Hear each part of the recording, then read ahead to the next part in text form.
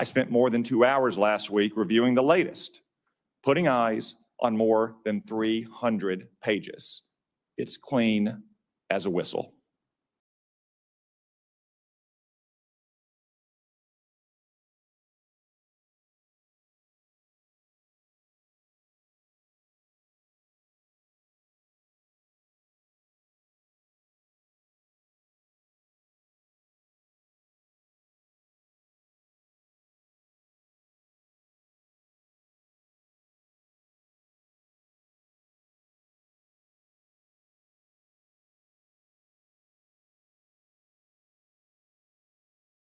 One today will impugn Ms. Gabbard's patriotism and integrity. Second, I can only laugh at some critics who say that Ms. Gabbard has unconventional views. No doubt she has some unconventional views, like her criticism of Barack Obama's regime change interventions in Egypt and Libya. But guess what? I opposed the disastrous interventions in Egypt and Libya as well. Mubarak was a longtime American partner, and Egypt was a linchpin of our security system.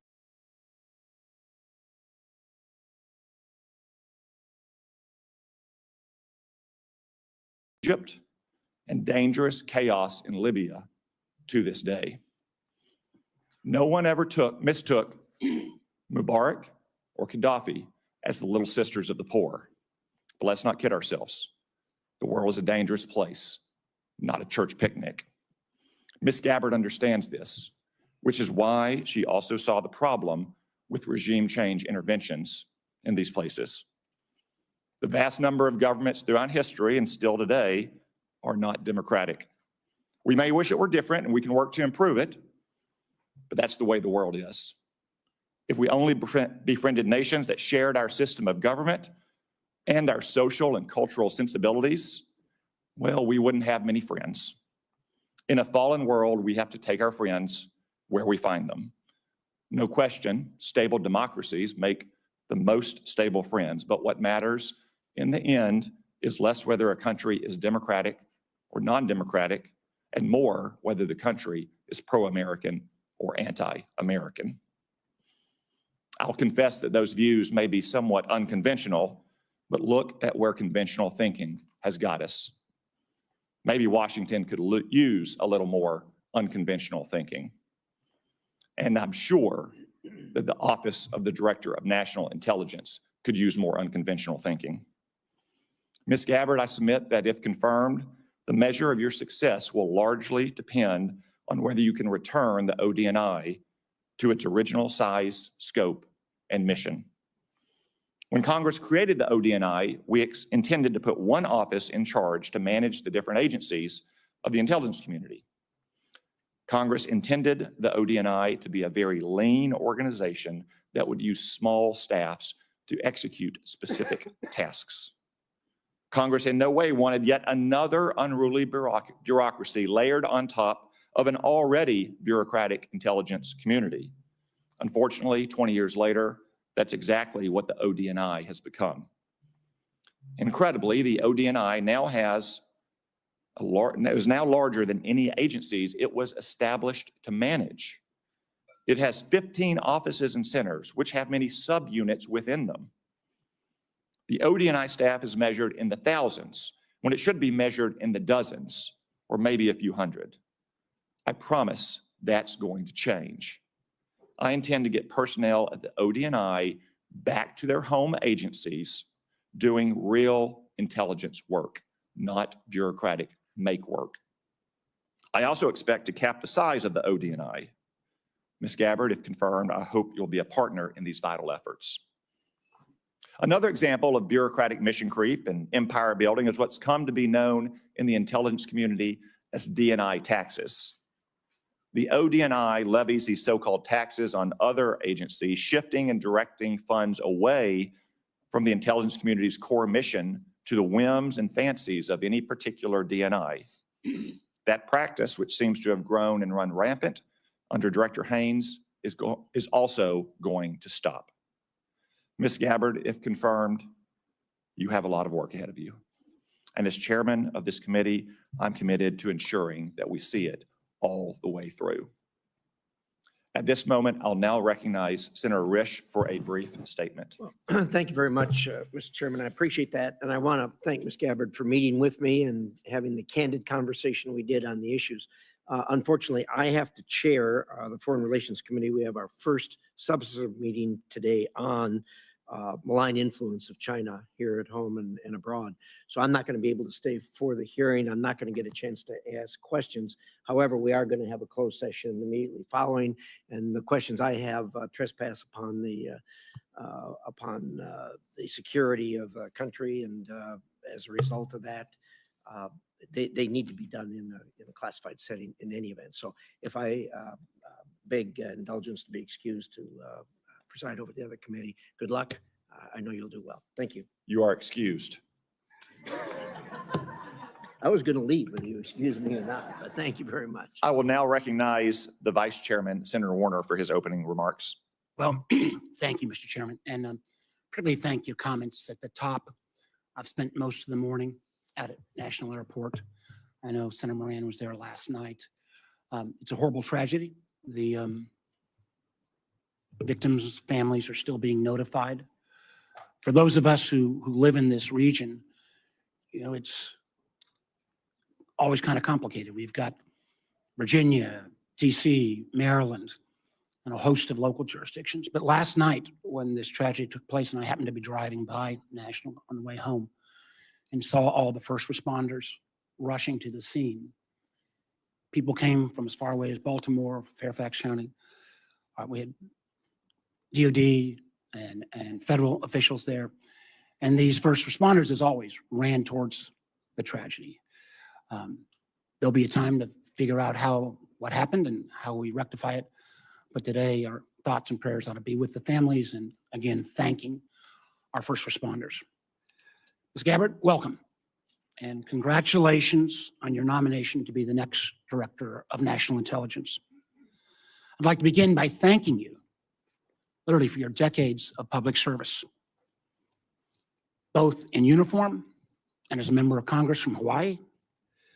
I applaud your continuing commitment to serve should you be confirmed. Now, the President has nominated you to be Director of National Intelligence. Most folks probably don't understand the importance of this position. If confirmed, you would lead 18 agencies of the IC. You'll also serve as the principal advisor to the President, the National Security Council, and the Homeland Security Council for all intelligence matters related to national security. And in this role, you'll be responsible for over $100 billion between the National Intelligence Program and the Military Intelligence Program, or the NIP and the MIP as we call them here. It's a position of great importance and significance to our national security, created after one of our worst national security failures, 9/11.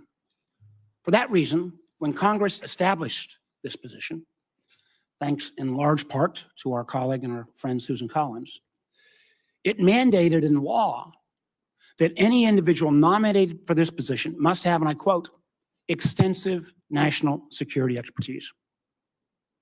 Now, I appreciated you taking the time to meet with me, and as I noted in that office, both before and after, I continue to have significant concerns about your judgment and your qualifications to meet the standards set by law. First, as I noted previously, the DNI was created in part to make sure we had appropriate intelligence sharing, which prior to 9/11, obviously we haven't. But the mission also is to not only share information between the IC, but also with our allies.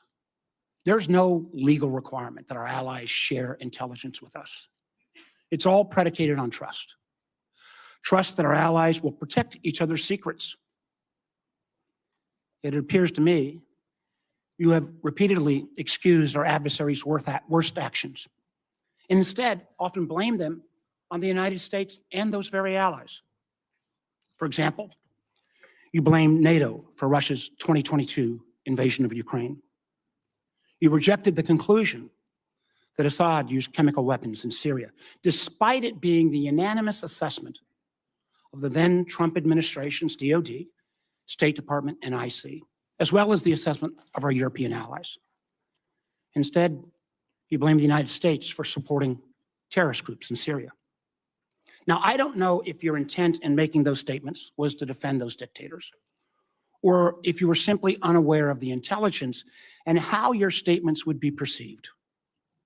In either case, it raises, at least for this senator, serious questions about your judgment. It also leads me to question whether you can develop the trust necessary to give our allies confidence that they can share their most sensitive intelligence with us.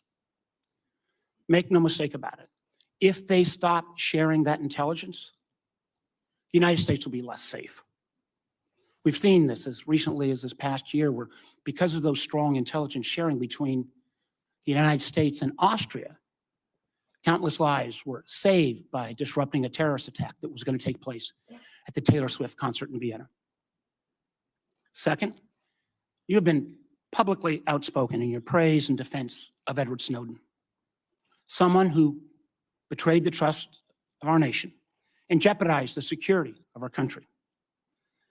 The truth is, the vast majority of the information he stole and leaked before running off to China and Russia, might I add, had nothing to do with Americans' privacy and compromised our most important sources and methods.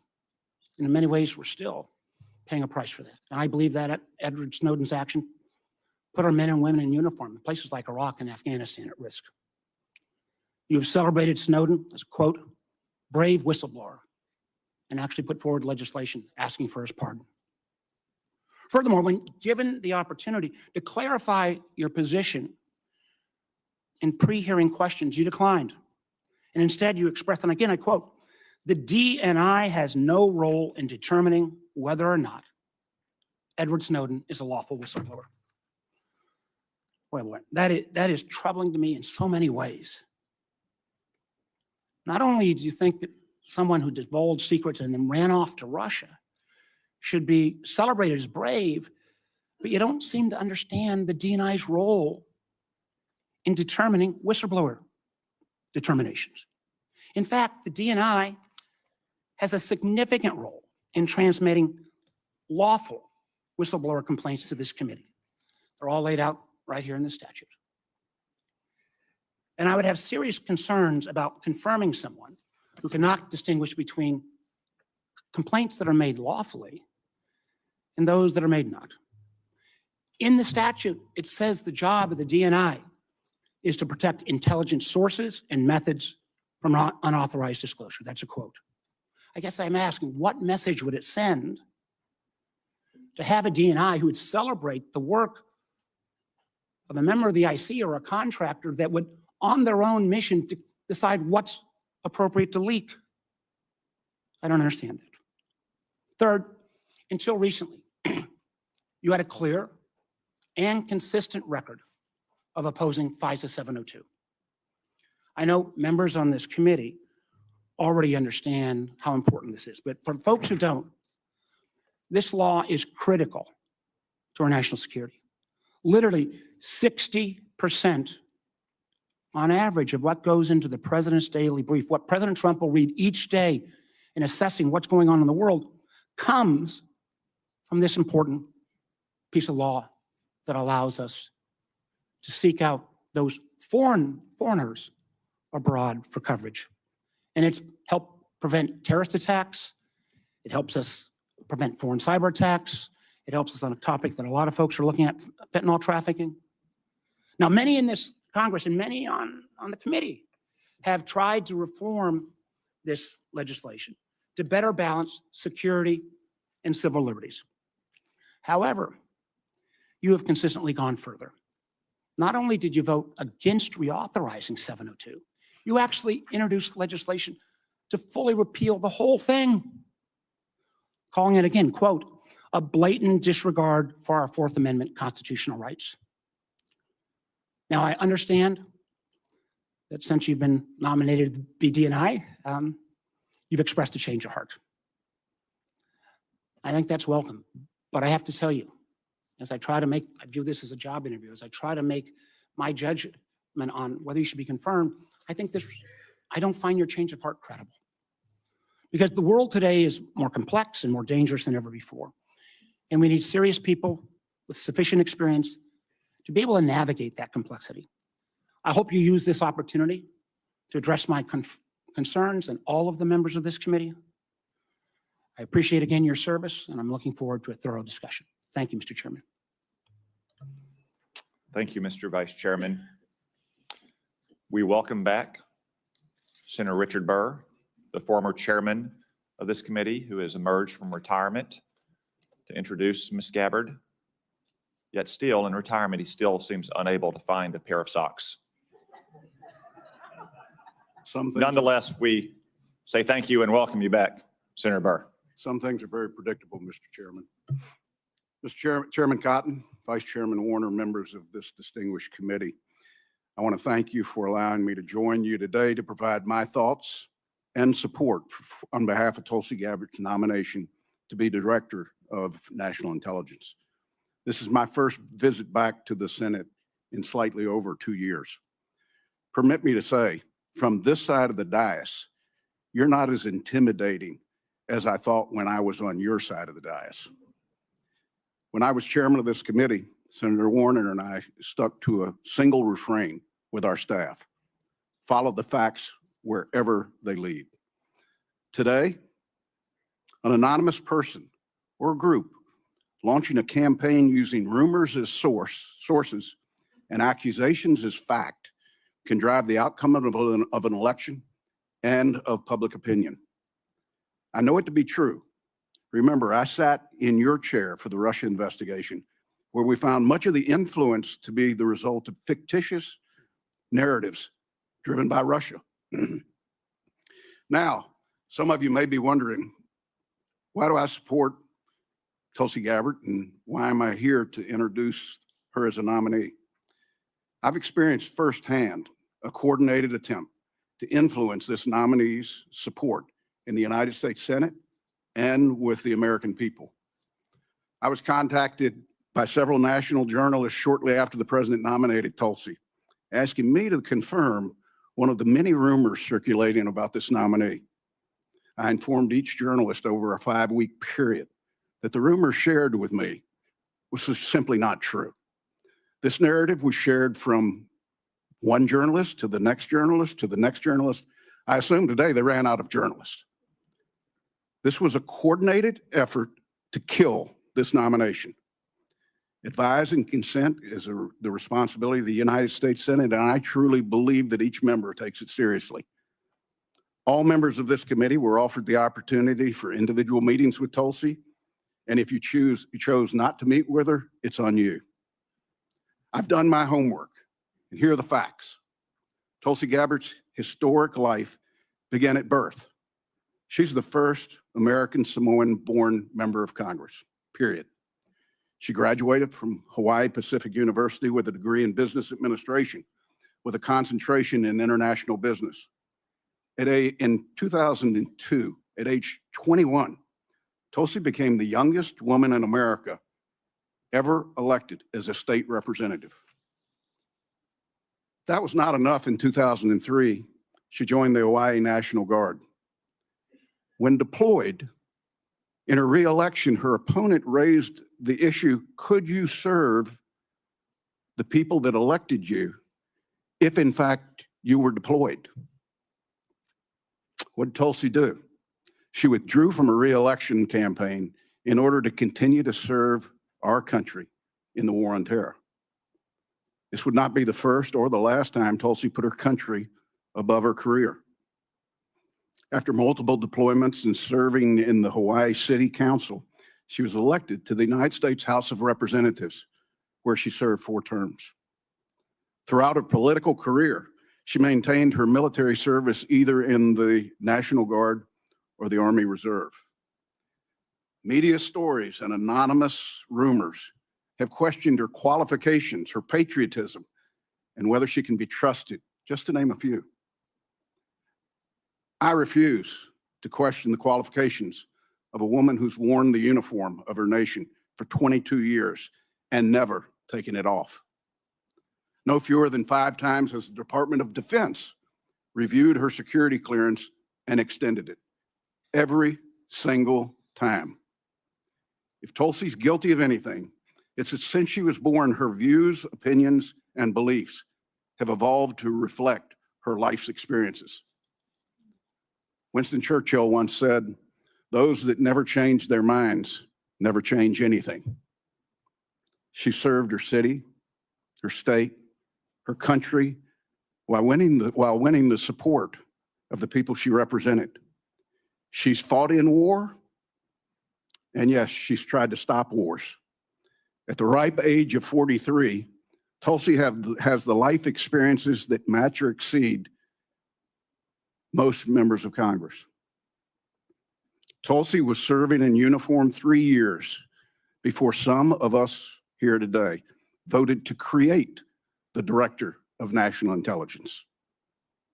Chairman Cotton, Vice Chairman Warner, members of the committee, it's my honor to support and to introduce to the committee Lieutenant Colonel Tulsi Gabbard. Thank you, Mr. Chairman. Thank you. Thank you, Senator Burr. Now our colleague, Senator Joni Ernst of Iowa, has taken a few minutes out of her very busy schedule to be here to introduce Ms. Gabbard as well. Senator Ernst. Thank you, Chairman Cotton and Ranking Member Warner. And good morning to my distinguished colleagues. I also do want to take a moment this morning to recognize the lives that were lost in the collision near DCA last night. It is a truly heartbreaking tragedy. My prayers are with the victims' families and their loved ones. So thank you. Duty, honor, service. These are not just words. They are principles that have guided Lieutenant Colonel Gabbard. As a young enlisted soldier in the Hawaii National Guard, Tulsi answered the call to duty upon her deployments to the Middle East. From graduating at the top of her class from the Accelerated Officer Candidate School at the Alabama Military Academy, the first woman to do so, to serving as the youngest member of Hawaii's legislature, she upheld honor while breaking barriers both in uniform and in her civilian leadership roles. And today, Lieutenant Colonel Gabbard demonstrates her commitment to service by sitting before this committee, prepared to answer the nation's call yet once again, this time as the next Director of National Intelligence. Tulsi and I share similar backgrounds, both to our nation and to our communities. We've worn the same uniforms, serving in the Army National Guard and Army Reserves, leading battalions and deploying to Iraq and Kuwait. We've both had the privilege of serving in our state legislatures and in Congress, representing the people who shaped our lives and our communities. Tulsi exemplifies what it means to rise above partisanship, putting the needs of the American people over political divisions. She put her own life on the line in combat operations and now has set aside partisan differences as a former Democrat member of Congress to answer the call to serve in a Republican administration. The mainstream media has fought to paint their own picture of Tulsi Gabbard. But let's talk about the real Tulsi Gabbard, the woman and the soldier who I've come to know and respect. And I've known Tulsi for the past decade. Relationships matter. In 2015, then Congresswoman Gabbard met my dear friend Owen, who was a dear friend of mine from Iowa State University. Owen was a wounded special operations warrior who embodies the resilience and strength of our military community. Owen was the subject of an attack in Afghanistan, where he lost his leg and his left eye serving in the war. After this attack, or during this attack, Owen was tossed into the dead pile. Owen, bleeding and in excruciating pain, cried out to his teammates, "I'm not dead." Thankfully, his fellow warfighter attended to Owen, but the road to recovery was long and hard, including a stint at Walter Reed Medical Center. During this time, Owen met a fellow warrior and patriot, Congresswoman Tulsi Gabbard, who became a friend, and today they remain in touch. Owen prides himself in being a very good judge of character.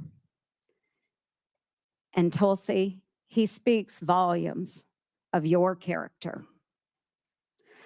Owen's final message to me before this hearing was, Tulsi has maintained her integrity throughout her career. She's the same gal I met in 2015. She always makes time for our old, broken warriors.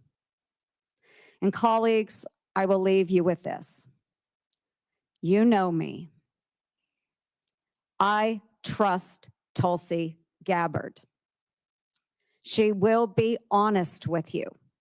She will listen to your concerns. She will be receptive to your feedback. And rest assured, Lieutenant Colonel Gabbard loves this country, a fact proven by her willingness to put her life on the line to defend it. For over 20 years, she has put on the uniform and checked her political views at the door with one mission in mind: to protect and defend our great United States of America. Tulsi, duty, honor, and service have marked your life. Thank you for your extraordinary dedication to our nation, for embodying the values that make our military the best in the world, and for stepping up to serve yet once again as President Trump's Director of National Intelligence. Relationships matter.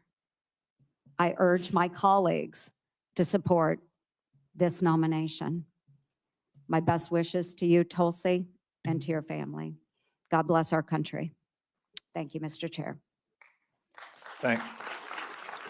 Thank you, Senator Ernst. I know that Senator Ernst has a busy schedule to include a hearing for Dan Driscoll, the Secretary of Army nominee at the Armed Services Committee. I'm sure Senator Burr has to go on a fishing trip or something. So we will excuse both senators from the witness table.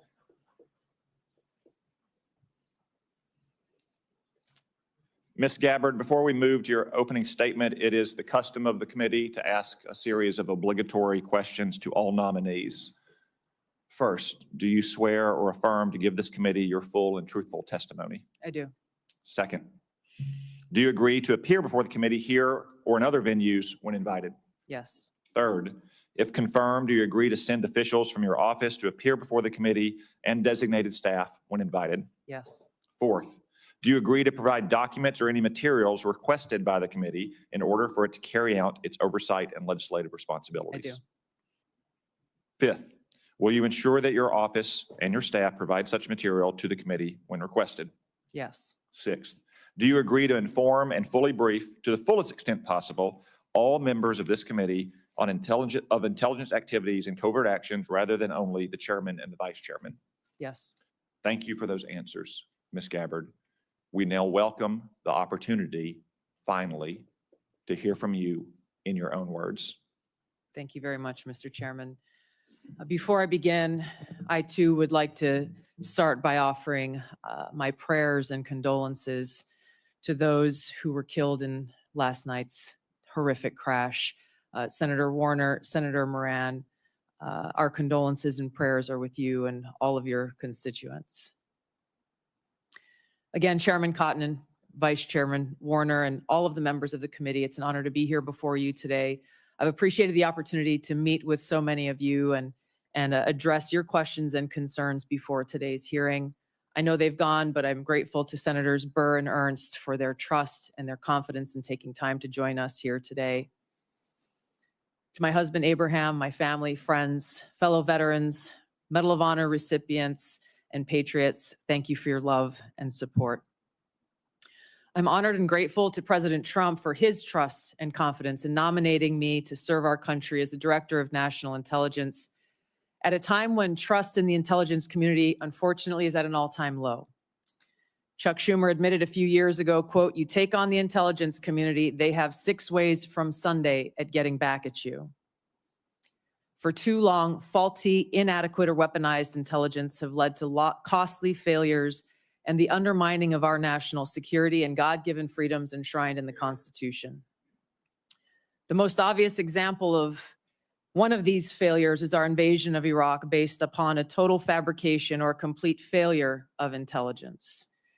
This disastrous decision led to the deaths of tens of thousands of American soldiers, millions of people in the Middle East, mass migration, destabilization, and undermining of the security and stability of our European allies, the rise of ISIS, strengthening of Al-Qaeda and other Islamist jihadist groups, and strengthening Iran. Here are just a few other examples. The American people elected Donald Trump as their president not once, but twice. And yet the FBI and intelligence agencies were politicized by his opponents to undermine his presidency and falsely portray him as a puppet of Putin. Title I of FISA was used illegally to obtain a warrant to spy on Trump campaign advisor Carter Page, using a Clinton campaign-funded false dossier as their so-called evidence. Biden campaign advisor Tony Blinken was the impetus for the 51 former senior intelligence officials' letter dismissing Hunter Biden's laptop as disinformation specifically to help Biden win the election. Former DNI James Clapper lied to this committee in 2013, denying the existence of programs that facilitated the mass collection of millions of Americans' phone and internet records, yet was never held accountable. Under John Brennan's leadership, the CIA abused its power to spy on Congress, to dodge oversight, lied about doing it until he was caught, and yet has never been held responsible. Under Biden, the FBI abused its power for political reasons to try to surveil Catholics who attend traditional Latin Mass, labeling them as quote unquote radical traditionalist Catholics. Personally, just 24 hours after I criticized Kamala Harris and her nomination, I was placed on a secret domestic terror watch list called Quiet Skies. Sadly, there are more examples. The bottom line is this must end. President Trump's re-election is a clear mandate from the American people to break this cycle of failure, end the weaponization and politicization of the intelligence community, and begin to restore trust in those who've been charged with the critical task of securing our nation. If confirmed as DNI, I will do my very best to fulfill this mandate and bring leadership to the intelligence community with a laser-like focus on our essential mission, ensuring the safety, security, and freedom of the American people. As the President's principal intelligence advisor, I'll begin by leading by example, checking my own personal views at the door, and committing to delivering intelligence that is collected, analyzed, and reported without bias, prejudice, or political influence. I enlisted in the Army because of the horrific terrorist attack on September 11th and volunteered to deploy to Iraq in 2005, where I served in a medical unit. After nearly 22 years in uniform with 3 combat deployments to the Middle East and Africa, I'm now a lieutenant colonel in the U.S. Army Reserve, where I serve as a battalion commander of soldiers in Oklahoma, Missouri, and Arkansas. I served in Congress for 8 years on the Homeland Security, Foreign Affairs, and Armed Services committees. And it's my experience in the military and in the halls of Congress that have given me a deep understanding of the complex challenges that our nation faces, in both roles engaging with world leaders, in both roles being privy to highly classified intelligence. So I know firsthand how essential accurate, unbiased, and timely intelligence is to the president, to Congress, and to our warfighters. I also know the heavy cost of intelligence failures and abuses. Senator Collins, you led the creation of ODNI specifically to address those intelligence failures of 9/11 and Iraq's so-called WMDs. The need for the ODNI under strong leadership still exists today. If confirmed, I'll bring my experience and fresh eyes to leading the intelligence community. And my day one priorities will be to assess the global threat environment, identify where gaps in our intelligence exist, integrate intelligence elements, increase information sharing, and ensure that unbiased, apolitical, objective collection and analysis to support the president and policymakers' decision-making occur. I'll work to end the politicization of the intelligence community and ensure there is a clear mission focus in the IC on its core mission of this unbiased, apolitical collection and analysis of intelligence to secure our nation. I'll work to rebuild trust through transparency and accountability. This is a national security imperative.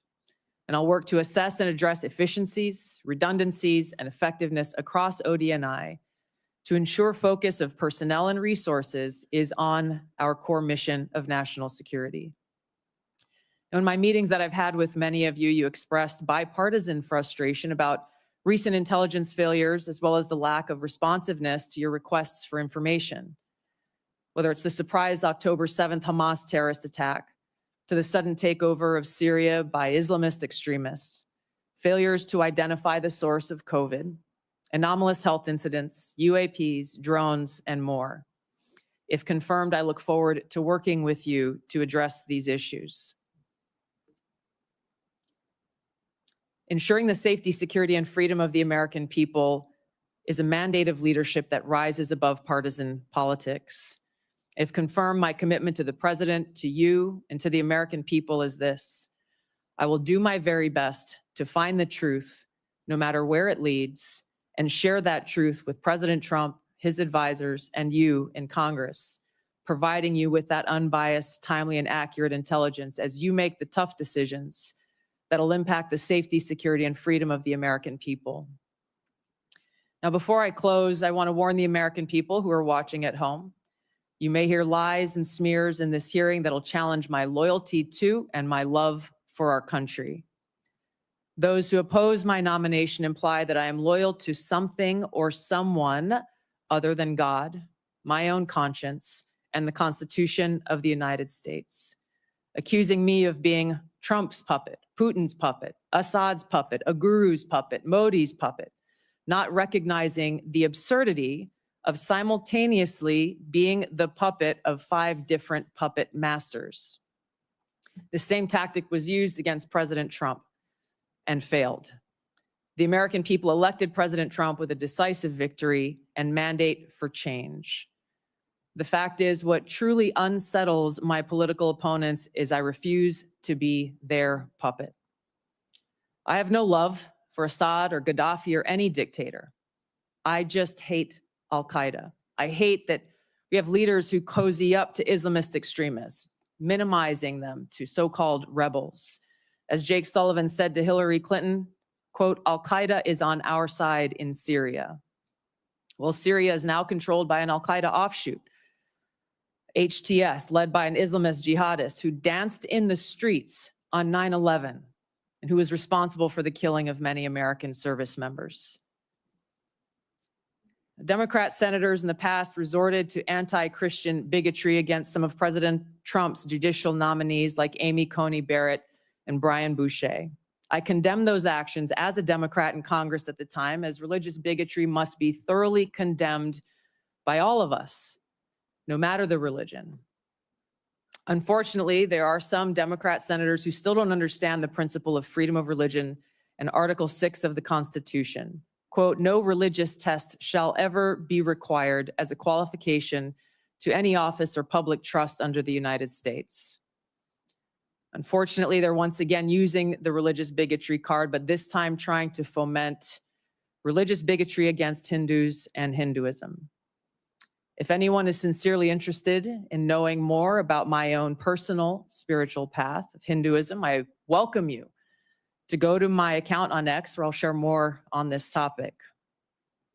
If confirmed as Director of National Intelligence, I will continue to live by the oath that I have sworn at least 8 times in my life, both in uniform and as a member of Congress. I will support and defend our God-given freedoms enshrined in the Constitution of the United States against all enemies, foreign and domestic, and I will bear true faith and allegiance to the same. Thank you very much for your time. I look forward to your questions. Thank you, Ms. Gabbard. A few reminders before we begin our 5-minute round of questioning. First, a reminder to the audience, once again, I will not tolerate disruptions or disturbances, either in favor of or in opposition to Ms. Gabbard. We all came to hear from Ms. Gabbard, not from you. 2 reminders to my colleagues. We'll have a 5-minute round of questions. Not 5.5, not 6, 5-minute round. We will also have a closed session after this hearing in which you'll have another 5-minute opportunity to ask questions. Second, if any question, as Senator Risch alluded to, begins to approach the line of classified material, my crack staff will advise me and I will ask you to hold the question until we get to a closed setting. Mr. Chairman, could I just inquire? I was under the understanding that if in the open round, because this is the only time the American people will be able to see this judgment, you'd agreed if certain members needed to ask a second round of questions in the public setting, that would be available. As is our custom, if a member waits until the end of the opening round and has a follow-up question, then we will permit that follow-up question. Thank you, Mr. Chairman. Ms. Gabbard, if confirmed, you'll be entrusted with our nation's most important secrets. We're all entrusted with that information to serve the American people and to keep our country safe. Unfortunately, as you said in your opening statement, we've seen too many instances in recent years of people who were trusted with classified information and went on to abuse and politicize that trust. For example, in October 2020, more than 50 former intelligence officers, many of whom still held a top secret clearance, wrote a letter invoking their credentials to make false claims about Hunter Biden's laptop, likely being Russian disinformation. Do you agree that this was an example of intelligence professionals abusing and politicizing their past positions and credentials? Yes, Mr. Chairman, I do. And it is an example of what needs to end and why the American people elected President Trump to bring about those necessary reforms. Thank you. Will you commit that no one who abuses his past position and credentials in this fashion will hold a security clearance in the future? Yes. Thank you. Now, I want to be fair to my Democratic colleagues. Such abuses aren't just a problem on the left. Also in 2020, President Trump's former national security advisor, John Bolton, published a book in which he revealed sensitive conversations with the president on national security matters, including highly classified information. He didn't submit this book for review and approval to ensure that our national security secrets were protected. Do you agree that John Bolton's actions likewise undermined public trust? Yes, Mr. Chairman. Will you commit that no one who so abuses his past position and risks the exposure of classified information by publishing a book without submitting it for review and getting approval before publication will hold a security clearance again or be trusted with classified information again? Yes. Thank you. Let's move on to the topic of OD&I reform that I mentioned in my opening statement. Congress originally envisioned the OD&I to be a small coordinating agency that directs rather than replicates the now 18 constituent agencies that make up our intelligence community.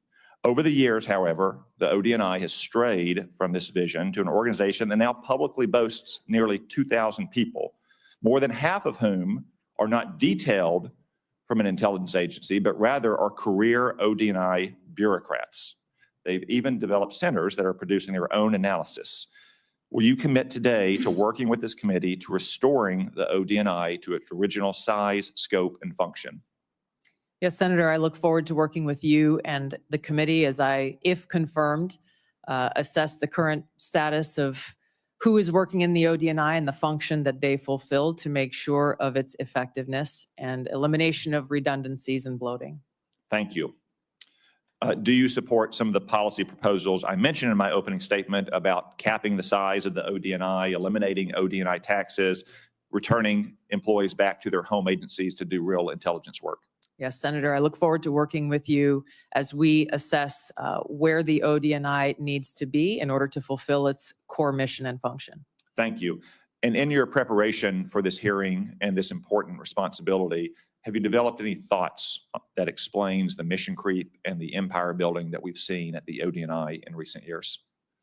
Yes, Senator, I've had the opportunity to review the history of the ODNI, to speak to Ambassador Negroponte, the first Director of National Intelligence, as well as others who have served in this position. I think there are a number of contributing factors to the creation of centers, or not centers, but offices like the recently eliminated Office of DEI within ODNI, and other areas where I need to go in and assess the replication and the duplication of responsibilities that exist elsewhere and some of the other intelligence elements that ODNI has oversight over. Thank you. Colleagues, I will lead by example and yield back 1 minute of my time and recognize the Vice Chair. Well, thank you, Mr. Chairman. That is a first. Ms. Gabbard, let me be clear, at least in my views. I salute your service to our country,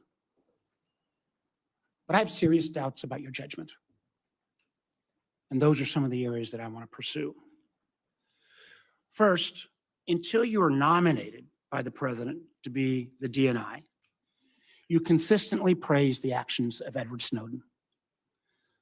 Some who, I believe, jeopardized the security of our nation, and then, in effort to flaunt that, fled to Russia. You even called Edward Snowden, and I quote here, a brave whistleblower. Every member of this committee supports the rights of legal whistleblowers.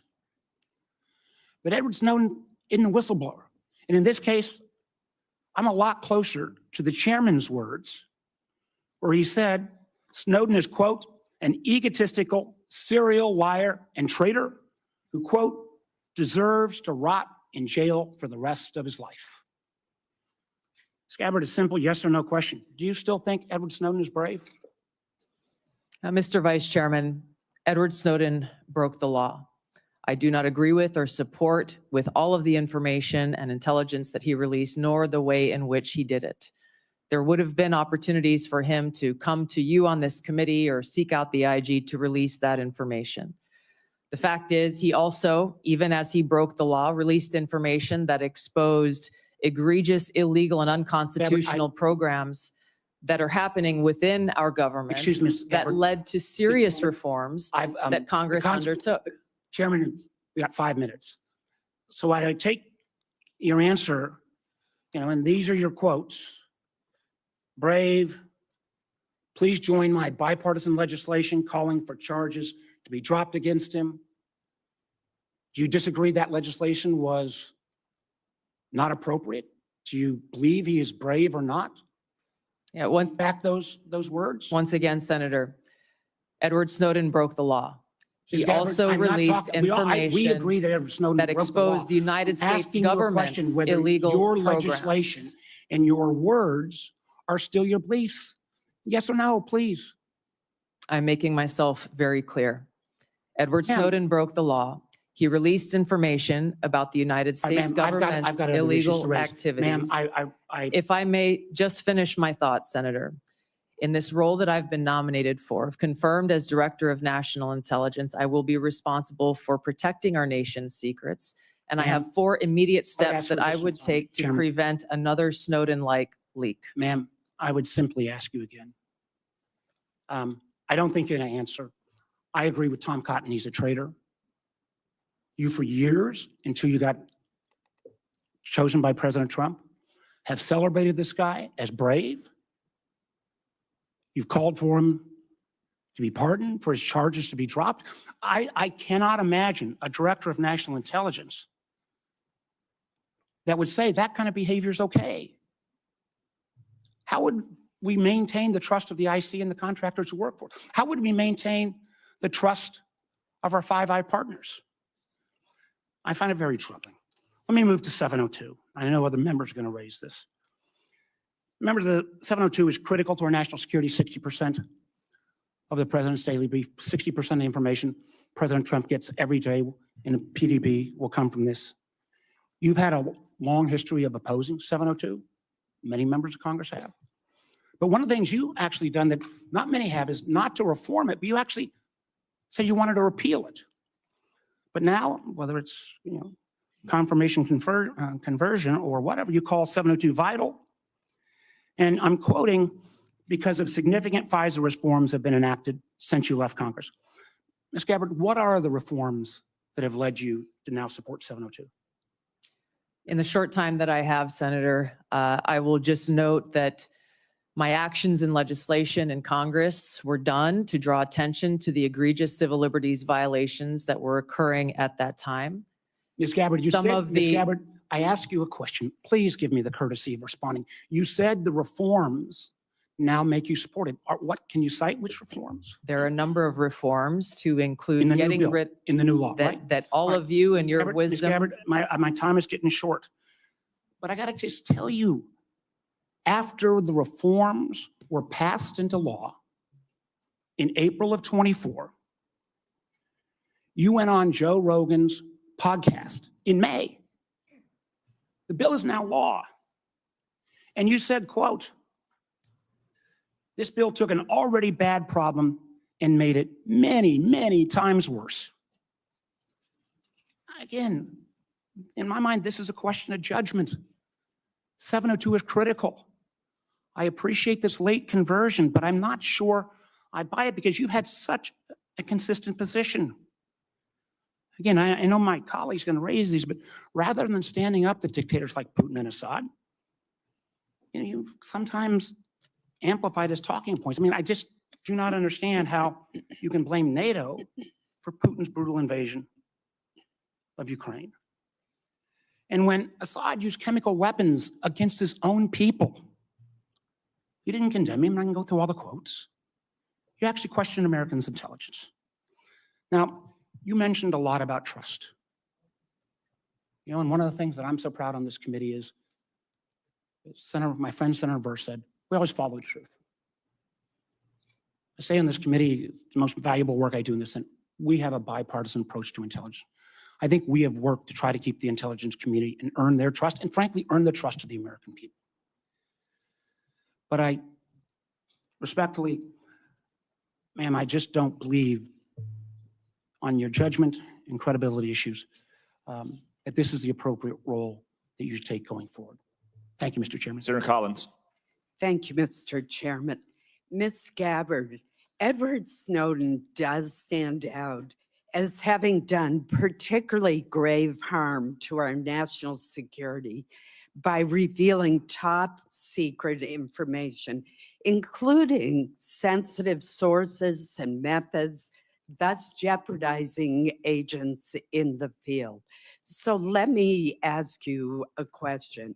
If confirmed, would you support or recommend a pardon or any kind of clemency for Edward Snowden? Thank you for the question, Senator Collins. If confirmed as the Director of National Intelligence, my responsibility would be to ensure the security of our nation's secrets and would not take actions to advocate for any actions related to Snowden. So the answer is no. Is Correct. that correct? In 2020, you introduced the Protect Brave Whistleblowers Act, which would amend the Espionage Act to make it more difficult to prosecute individuals who reveal classified information. In particular, the bill would allow individuals to disclose even top secret information as long as it's not done with the specific intent to injure the United States or advantage any foreign nation. Your bill would also have created an affirmative defense if public disclosure of classified information were made for several reasons, one of which was to expose gross waste of funds. I strongly oppose this legislation, which would hamper our ability to prosecute people who give our adversaries classified information. So let me ask you this, Ms. Gabbard, do you still support providing individuals who have access to top secret information with the ability to make their own decisions regarding whether that information should be publicly disclosed, even though disclosure may cause tremendous harm to our country or our allies? Senator, we cannot and should not have individual vigilantes within the intelligence community making their own decisions about how and where and when to expose our nation's secrets. The intent of the legislation that you have pointed out was pointed towards ensuring due process for those who are charged under the Espionage Act in a court of law. This is a law that has been abused in some cases and used for political purposes. President Obama charged more people under the Espionage Act than all other presidents combined.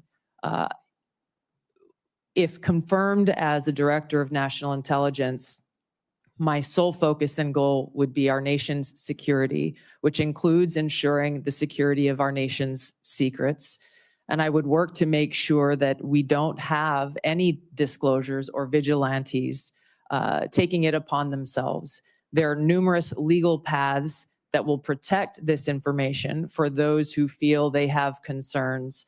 And I look forward to working with you and this committee on making sure that those protections are known by every single person in the workforce and effectively implemented. So you do not support allowing individuals to make their own decisions without authorization to disclose secret information, classified information? Yes, and I believe we have the legal structure in place for those who have concerns to address them.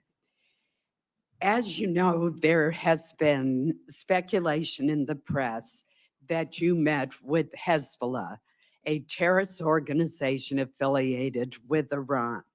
Have you ever knowingly met with any members, leaders, or affiliates of Hezbollah?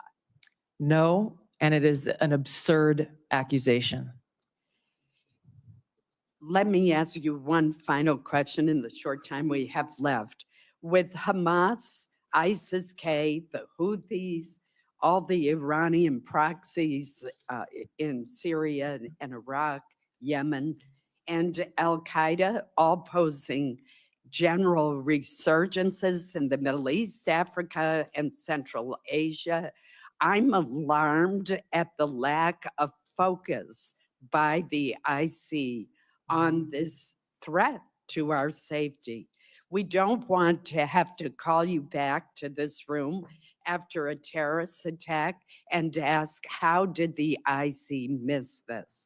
Great power competition, China, Russia, definitely pose threats to our country, but the terrorist threat is arguably the most imminent threat, according to former FBI Director Chris Wray. If confirmed, what would be your strategy to refocus the IC on the terrorist threat to our country and to Americans abroad?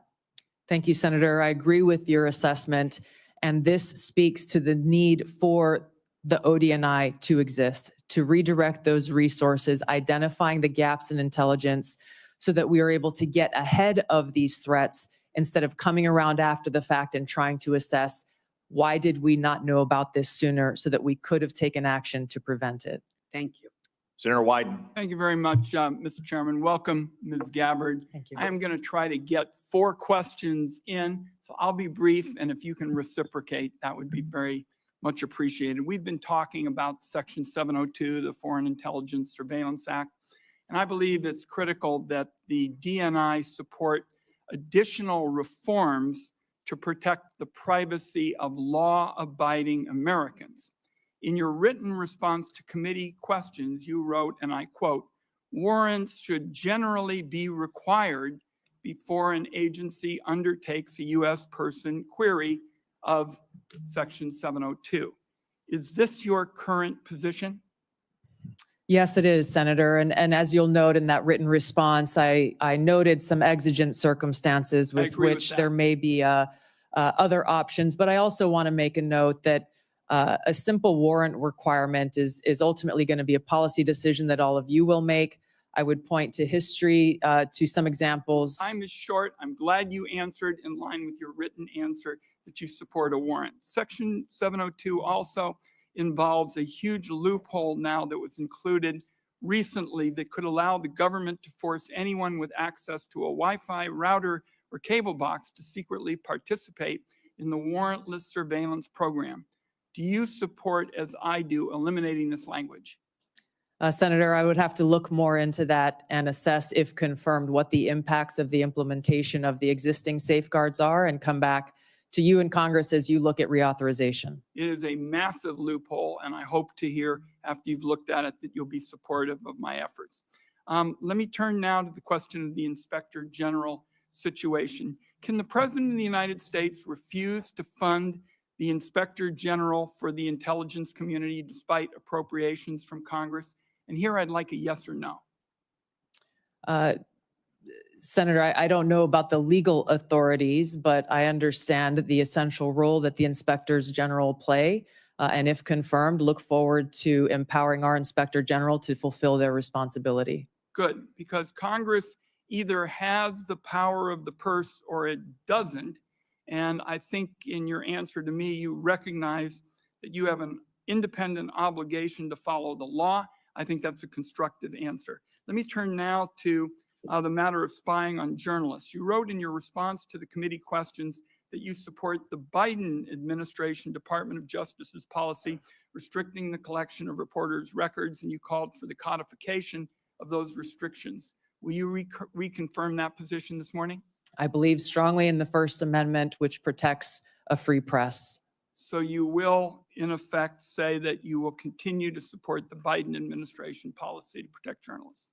I'm not familiar with the specific Biden administration policy, but I believe strongly in the defense of the First Amendment. It is a policy that restricts the collection of reporters' records, and you have called for the codification of those records. So I am going to accept that you're not changing your position, and I appreciate it. I got time, I think, for one more question. While you were in Congress, you introduced legislation prohibiting the government from mandating that Americans' phones or apps include mechanisms to allow the government to bypass encryption or other privacy technology.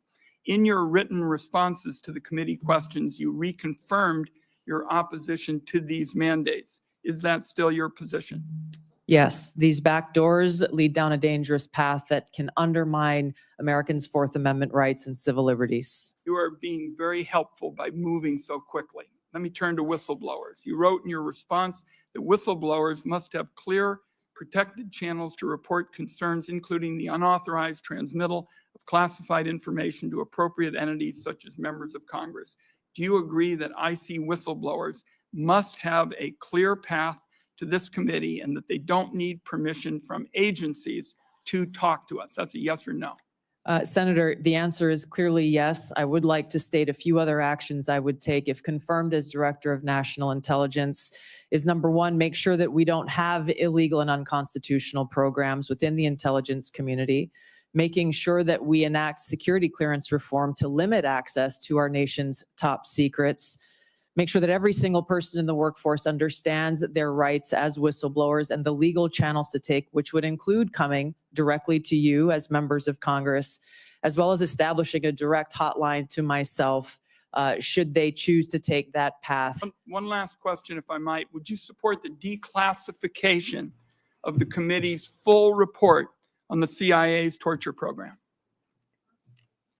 Senator, I believe in transparency. I have not seen this, and so cannot make an honest assessment for that answer. Thank you, Mr. Chairman. Senator Cornyn. Welcome, Ms. Gabbard. Congratulations and thank you for your service to our nation. I hope you will take to heart the chairman's comments about the exploding bureaucracy, not only in the government generally, but in the office of the Director of National Intelligence. This is a critical role to be played, but Unfortunately, that role is not made easier or more effective by such a large unwieldy bureaucracy. Do you believe that the President of the United States should get all of the lawfully collected intelligence that's available in order to inform his judgments as Commander-in-Chief? Senator, not only is the answer a strong yes, I would say that it is the Director of National Intelligence responsibility to make sure that the President has access to all the intelligence so that he can make the best informed decisions for our country. And you will be the one actually briefing him on a daily basis, correct? That's correct. And the President's daily brief, and we've heard that that is composed of about 60% of it's composed of information gleaned by collection under Section 702 of the Foreign Intelligence Surveillance Act. I've heard your comments to Senator Wyden and others. You and I talked about the importance of getting dissenting views in front of the President so that we don't have groupthink, which can be very dangerous, particularly in the intelligence collection areas. And I appreciate your agreeing that presenting the policymakers, including the President, with dissenting views is very important. Are you aware that overwhelmingly the courts that have looked at a challenge to Section 702 based on the Fourth Amendment and any potential warrant requirement have overwhelmingly said that the Fourth Amendment is not implicated by search of lawfully collected intelligence? I am aware, yes, Senator. And do you disagree with that? What I began to say in answer to Senator Wyden's previous question on this issue is, number one, the decision about a warrant requirement will be yours to make, Well, you not will be mine as the you will- Director of you'll National be Intelligence. You'll be the Director of National Intelligence, and people will be wanting to hear from you about what we should do as policymakers. Admittedly, you're not going to be a policymaker, but you certainly will inform us. And wouldn't you do agree that the courts have overwhelmingly held that a warrant is not required, correct? Yes, Senator, I'm aware of the court rulings. What my commitment is to make sure that we uphold the Fourth Amendment rights of Americans in protecting against unlawful seizure and search. There are many different ways to do this. The devil is in the details. There are examples of how even in situations under Title I where a warrant is required to surveil Well, a U.S. person. Title I is different. I agree. Correct. I agree with you on that. But my point, and that Senator, if was I may just misused- finish. Excuse me. If that was misused in the case of Carter Page and basically an FBI lawyer lied Right. in order to secure that warrant. Which is why there are safe. What would be necessary to be shown in order to establish probable cause to a judge in order to obtain a warrant? Again, Senator, that's not for me to say. That would be for you all to decide and for the Attorney General to weigh in on. Do you know what the elements of probable cause are and whether that's a practical and workable solution? This is the center of the debate, the high standard of probable cause that's required to get a warrant, and why this will continue to be a conversation, again, with the Attorney General weighing in and all of you in Congress making this policy decision. The CIA director, John Ratcliffe, said during his testimony before this committee that he believed that a warrant is not only required by law, but is actually impractical. Do you disagree with that or agree with that? I will be in a better position to make an assessment on the practical implications of this if confirmed as DNI. My commitment remains to uphold the Constitution and Americans' Fourth Amendment rights. Where would the warrant be sought? Would it be in the Foreign Intelligence Surveillance Court or would it be in some other Article III court? My understanding is that it would be in the Foreign Intelligence Surveillance Court. Are you aware of the fact the Foreign Intelligence Surveillance Court has held that a warrant is not required? I am aware. Thank you. Thank you. Senator Heinrich. Thank you, Chairman. Welcome. You traveled to Syria and Lebanon in January 2017. Bassam Kawam personally paid for that trip, and Bassam and his brother Ilyas accompanied you to both Lebanon and Syria. The Qawam brothers have links to the Syrian Social Nationalist Party, an ally of Hezbollah. And in fact, in 2008, the Syrian Social Nationalist Party participated in the assassination of a former Lebanese prime minister and assisted Hezbollah in Beirut. When did you become aware of the links between the Qawam brothers and the Syrian Social Nationalist Party? Senator, thank you for your question. Just a point of clarification. I paid for my own expenses and travel on that trip. I was not aware of any accusations of these two Lebanese Americans associations until after the trip occurred. And I that's point- when you reimbursed? Because Correct. you Correct. 'Cause Not because of, I wanted to make sure that there were no perceived conflicts of interest. I addressed this specific question to these Lebanese Americans who had organized the trip, and they vehemently denied any associations with that group. There is not a great deal in the public record about what you and Syrian dictator Bashar al-Assad discussed for so long in January of 2017. And I think there's a great deal of interest from the American people about what was discussed in that meeting. So what did you talk about? And did you press Assad on things like his use of chemical weapons, systematic torture, and the killing of so many Syrians? Yes, Senator. Upon returning from this trip, I met with people like then Leader Nancy Pelosi and Steny Hoyer, talked to them and answered their questions about the trip. And quite frankly, I was surprised that there was no one from the intelligence community or the State Department who reached out or showed any interest whatsoever in my takeaways from that trip. I would have been very happy to have a conversation and give them a back brief. I went with former Congressman Dennis Kucinich, who had been there many times before and who had met with Assad before. A number of topics were covered and discussed. And to directly answer your question, yes, I asked him tough questions about his own regime's actions, the use of chemical weapons and the brutal tactics that were being used against his own people. Were you able to extract any concessions from President Assad? No, and I didn't expect to, but I felt these issues were important to address.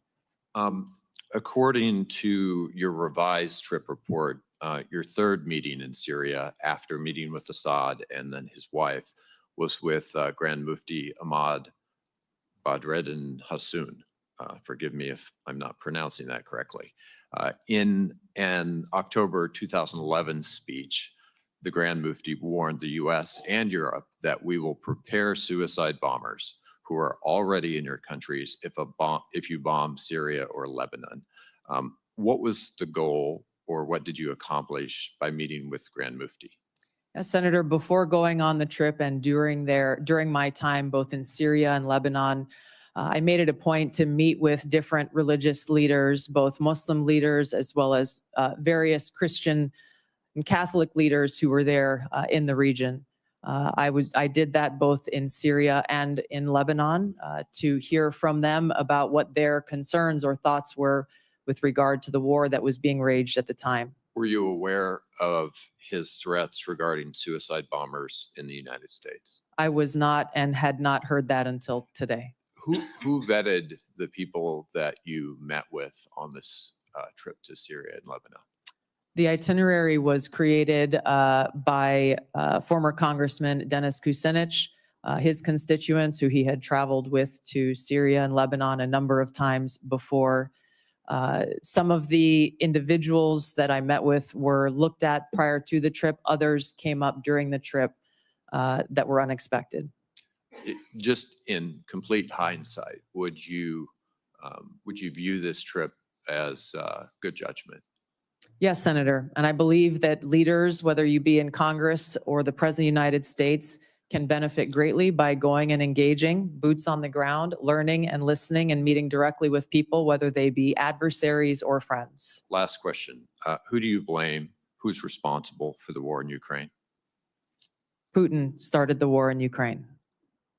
Thank you.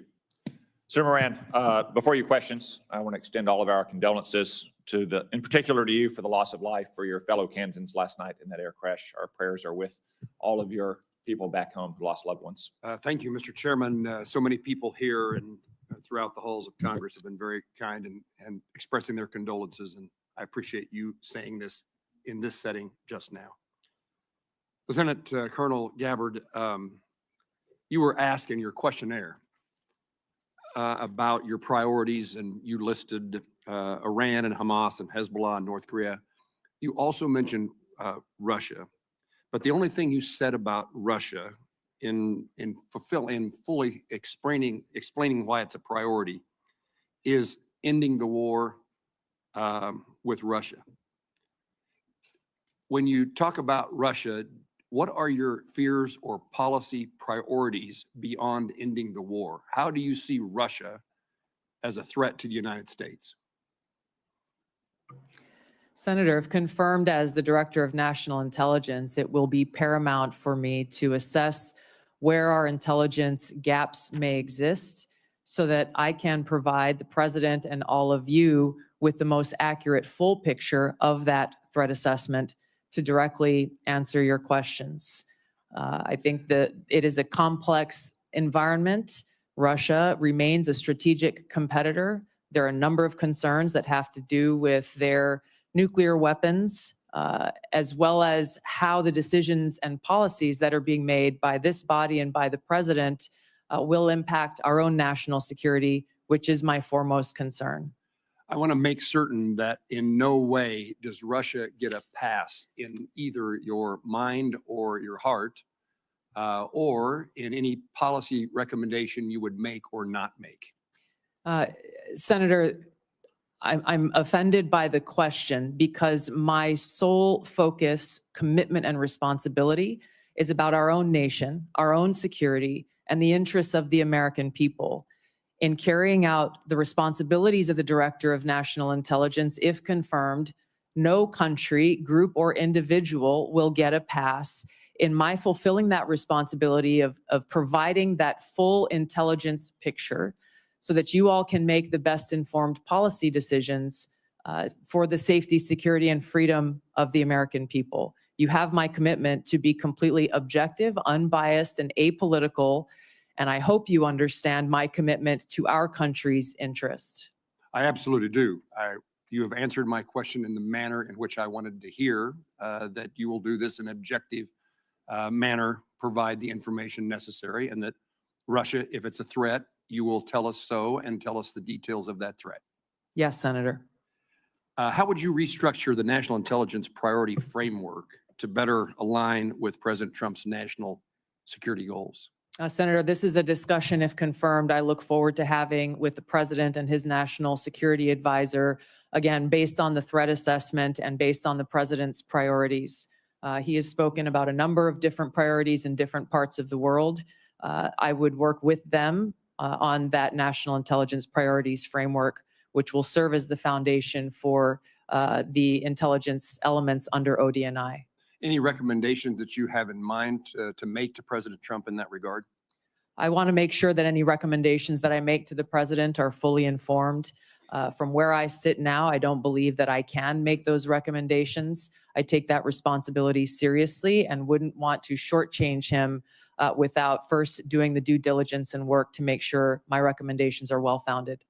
How will you, Lieutenant Colonel, as the DNI, if confirmed, meet the objectivity and political neutrality requirements to ensure that you're telling the White House what they need to hear and not what they want to hear? A follow-up to that is, how will you handle conflicting intelligence reports from the various members of the intelligence community and present a broad intelligence picture to the President? Yeah, thank you for the question, Senator. I hope that you have confidence in my ability to extract politics from what my role will be as Director of National Intelligence, because it's something I've done for almost 22 years now of wearing the uniform, both serving in the National Guard and the Army Reserve, even while holding political office. There is a brick wall between the two, and I have fulfilled that obligation in uniform, as I will as Director of National Intelligence if confirmed. I think the President, I know the President values hearing a lot of different views, and I would make sure that in the intelligence community's responsibilities, that dissenting views are not only allowed, but encouraged, and where they present themselves, make sure that the president and you as policymakers are aware so that you can make your best informed decision. Would you agree with me that bias and prejudice, if it exists any place, exists in both sides of an issue, both partisan sides of this place called Washington, D.C., and the goal, the effort that you will make is to make certain that all the information is presented in a nonpartisan, direct, and manner based upon the facts as known? Yes, Senator, I agree, and you have my commitment. This is essential for the American people and all of you to have faith and trust in the intelligence products that are being delivered. One of the greatest challenges is knowing who's telling us the truth. And we need a DNI who tells the truth. True? Yes, I have a long record of speaking truth to power and would continue that commitment if confirmed in this role. Thank you. Thank you, Senator Moran. Senator King. Thank you, Mr. Chairman. And Ms. Gabbard, I certainly want to applaud and express my appreciation for your service, both in the military and in the Congress. Two very challenging jobs. And I want to thank you for that. I noted that Edward Snowden was in Hawaii, of all places, for a year and a half before he fled to Hong Kong and then on to Russia. Did you ever meet him or have any contact with him during that period, or subsequently with telephone calls, emails, Zooms, contact with he or his lawyers? No, Senator, not at any time have I had contact with Edward Snowden. And you introduced a bill in 2020 that was essentially a pardon. It basically said all charges should be dropped. You had a lot of whereases in that bill. Where did the factual basis for those whereas clauses come from? Senator, if I recall, in that bill, it came from publicly available information.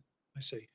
And were you aware that there was a bipartisan committee report from the House Intelligence Committee in 2016 on Snowden's activities? I don't recall specifically at that time, but I am aware of that committee's report and executive summary that was reported publicly. I did not have access to the classified report that summary was based on. Did you read that report prior to filing your bill in 2020? Senator, I don't recall specifically. I remember reading a lot of materials prior to filing that bill. Well, the bipartisan committee report, the first item, Edward Snowden perpetrated the largest and most damaging public release of classified information in U.S. intelligence history. Goes on to say Snowden caused tremendous damage to national security, and the vast majority of the documents he stole have nothing to do with programs impacting individual privacy. But you don't recall ever seeing the work of that committee? I'm aware of those conclusions drawn. You're aware Edward now. Snowden. Were you aware at the time? Yes, I was, Senator. And Edward Snowden broke the law. There's no question about that. He should not have released all of that information that caused that harm. How There's many no question documents- about that. How many documents did he release? I know that he took over 1 million documents. I don't know specifically how many of those million he specifically released.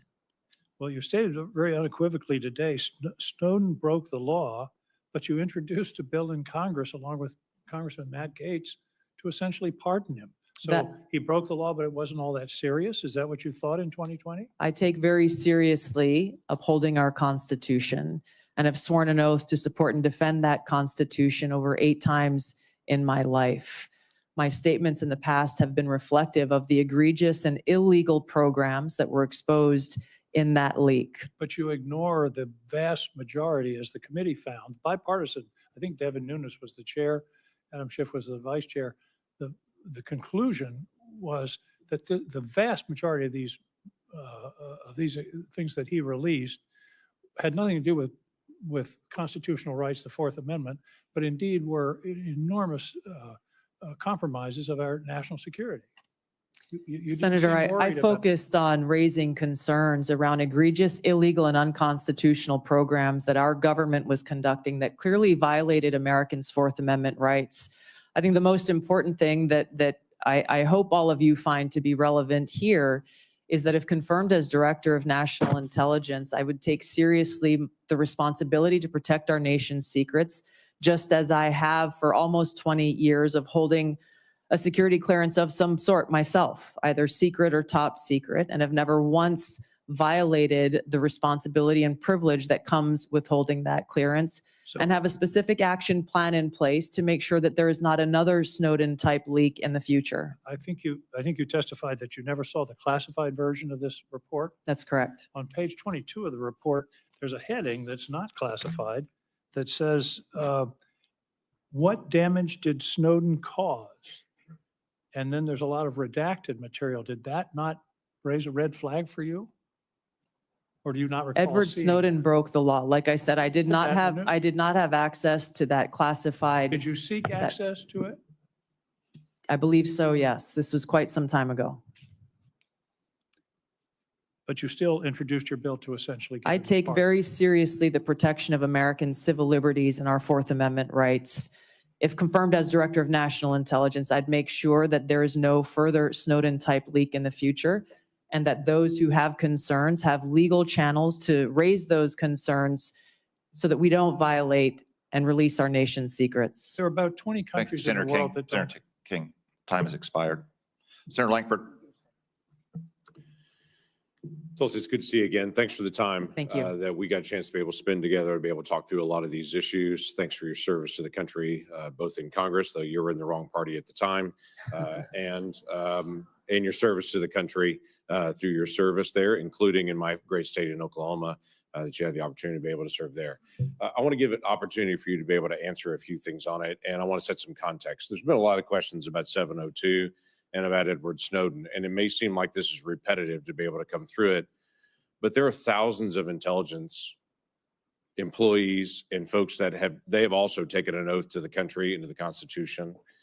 They serve our country every day. They're the folks that don't have a uniform on, that no one ever says thank you to them, and no one ever buys them lunch because people don't know who they are. But they every day put their lives on the line, and they work very hard to be able to protect Americans. And when Edward Snowden got mad at his employer that he didn't get the promotion that he wanted and started harvesting information, and then found some things that he didn't like on it, and then kept going, and then released them to media and went to China, and then went from China to Russia and became a Russian citizen, and continued to be able to layer out intelligence unrelated to the civil liberties of any American, and then said, I have more and I can release them at any time I want. They don't see him as brave. They see him as a traitor. And the concern among so many here, and I think what a lot of the folks in the intelligence community that you'd have the responsibility to oversight is, they want to hear that you also believe the same thing, that not just he broke the law, but that he's a traitor, because they don't want that to ever happen again. And all the sources that they had, that they trusted and that trusted them, now their lives were at risk. And all the programs that they had that were determined lawful all collapsed, and that intelligence then was gone, and the president didn't have access to a lot of information for decision making. So this is a big deal to everybody here, because it's a big deal to everybody that you'll also oversee in that role as well. And so it's helpful for them to be able to hear your heart on this. So was Edward Snowden a traitor? Senator, my heart is with my commitment to our Constitution and our nation's security. Ours too. Thank you. Yeah. I have shown throughout my almost 22 years of service in the military, as well as my time in Congress, how seriously I take the privilege of having access to classified information and our nation's secrets. And that's why I'm committed, if confirmed as Director of National Intelligence, to join you in making sure that there is no future Snowden-type leak. And I would do so by taking 4 specific actions. Number 1, again, to make sure that there are no illegal and unconstitutional programs, limiting in a big way those who have access to our nation's top secrets through security clearance reform, making sure that every single person in the workforce knows about the legal whistleblower channels available to them, and making sure that there's a direct line available to me should anyone have concerns. If people choose to step outside of those legal channels to raise any concerns about programs or actions that exist within the intelligence community that are classified, there will be no excuse to do so, and they should be charged and prosecuted under the law. Was he a traitor at the time when he took America's secrets, released them in public, and then ran to China and became a Russian citizen? Senator, I'm focused on the future and how we can prevent something like this from happening again. So you would have the responsibility to be able to give counsel to the president, which is a great privilege. You already have his ear, quite frankly, and y'all have a great relationship on that, which is very beneficial. But when President Trump chose to take the strike on Soleimani, he was also at that same time going through an impeachment in the House. And you were kind of tough on him at the time about that. You called it a declaration of war. You said that the Soleimani strike will lead to an outcome that will further undermine our national security. As a member of Congress, I also take seriously declaration of war and our responsibility in that. He was acting in a way that he came out and the intelligence gave that Soleimani was in the process of preparing a strike on American citizens and those folks that were in the field at the time. I guess the question that I have is, the ODNI will sit with the president, will provide options to the president and say, here are the options that you could take. Would you have presented a Soleimani strike at that time, looking back at it now in retrospect and saying this is an option you could take and here's how to be able to do it? Yeah, thank you, Senator. It's an important question. If confirmed as Director of National Intelligence, I would make sure that the president has all of the objective analysis and intelligence reporting so that he can make that best informed decision, including all of the options and actions that he has available to him, which should exist alongside an assessment of what the possible repercussions or responses to those actions may be. My own personal views have no place in that assessment and that providing to the president and his advisors with all of those options available. Thank you, Senator Langford. Senator Bennett. Thank you, Mr. Chairman. I would like to repeat my colleague's question to you. Thank you for being here. To answer these questions and for your service. Was Edward Snowden a traitor to the United States of America? Senator, I will also repeat my answer. He broke the law. You said earlier that you were offended by a question that my colleague from Kansas asked, which I think was his duty as somebody on this committee to fulfill his responsibility to advise and consent. We are not here to be a rubber stamp for the President of the United States. So let me ask you again, do you believe, as the chairman of this committee believes, as the vast majority of members of our intelligence agencies believe, that Edward Snowden was a traitor to the United States of America? Senator, if confirmed as Director of National Intelligence, I will work with you to make sure that there is not another Snowden-like leak. Media. It's not a moment to propagate theories, conspiracy theories, or attacks on journalism in the United States. This is when you need to answer the questions of the people whose votes you're asking for to be confirmed as the chief intelligence officer of this nation. As my colleague said, this is not about you. It's about the people that serve the intelligence agencies of the United States. Is Edward Snowden a traitor to the United States of America? That is not a hard question to answer when the stakes are this high. Senator, as someone who has your served answer, in yes uniform, or no, is Edward Snowden a traitor to the United States of America? as someone who has I'll go on worn to our my uniform questions. This in time- combat, I understand how critical our national security Apparently is. you don't. Apparently you don't. Let me ask you, I've worked very hard to put your own words here in front of the committee. Not, fake news, not conspiracy theories on the internet, but the actual things that you have said. On February 23rd, 2022, at the very moment that Russian tanks were rolling across the peaceful border of Ukraine for the first time, you tweeted at 11:30 p.m. your time, "This war and suffering could have easily been avoided if Biden administration / NATO had simply acknowledged Russia's legitimate security concerns regarding Ukraine's becoming a member of NATO. Did you say that, yes or no? I believe you're reading my tweet, Senator. Yes is the answer. A few months later, you said on your podcast, and I quoted it, quote, "But this regime change war against Russia that the U.S. and NATO are waging via their proxy in Ukraine didn't begin when Putin invaded Ukraine. They had their eyes set on this objective long before that." Did you say that, yes or no? I believe you're reading my tweet. Thank There's you. a lot The answer more. is yes. You're The- quoting a podcast that I'm provided happy much to have more a conversation context. with the chairman about whether I'm taking anything out of context. I don't think I am. And your answer is yes.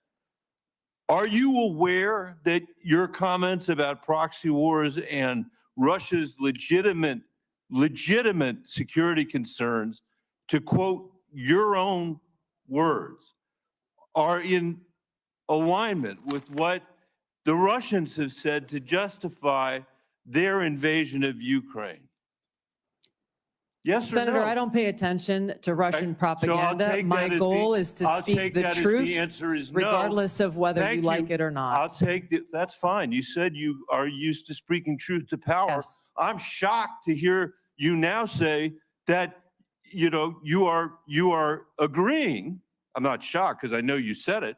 You are agreeing that you basically said that Putin was justified in rolling over the peaceful border of Ukraine, the first time since World War II that a free nation had been invaded by a totalitarian state. And you were there at 11:30 p.m. that night to say that you were with them, not us. And let me tell you something. You say you don't know because you don't read Russian propaganda.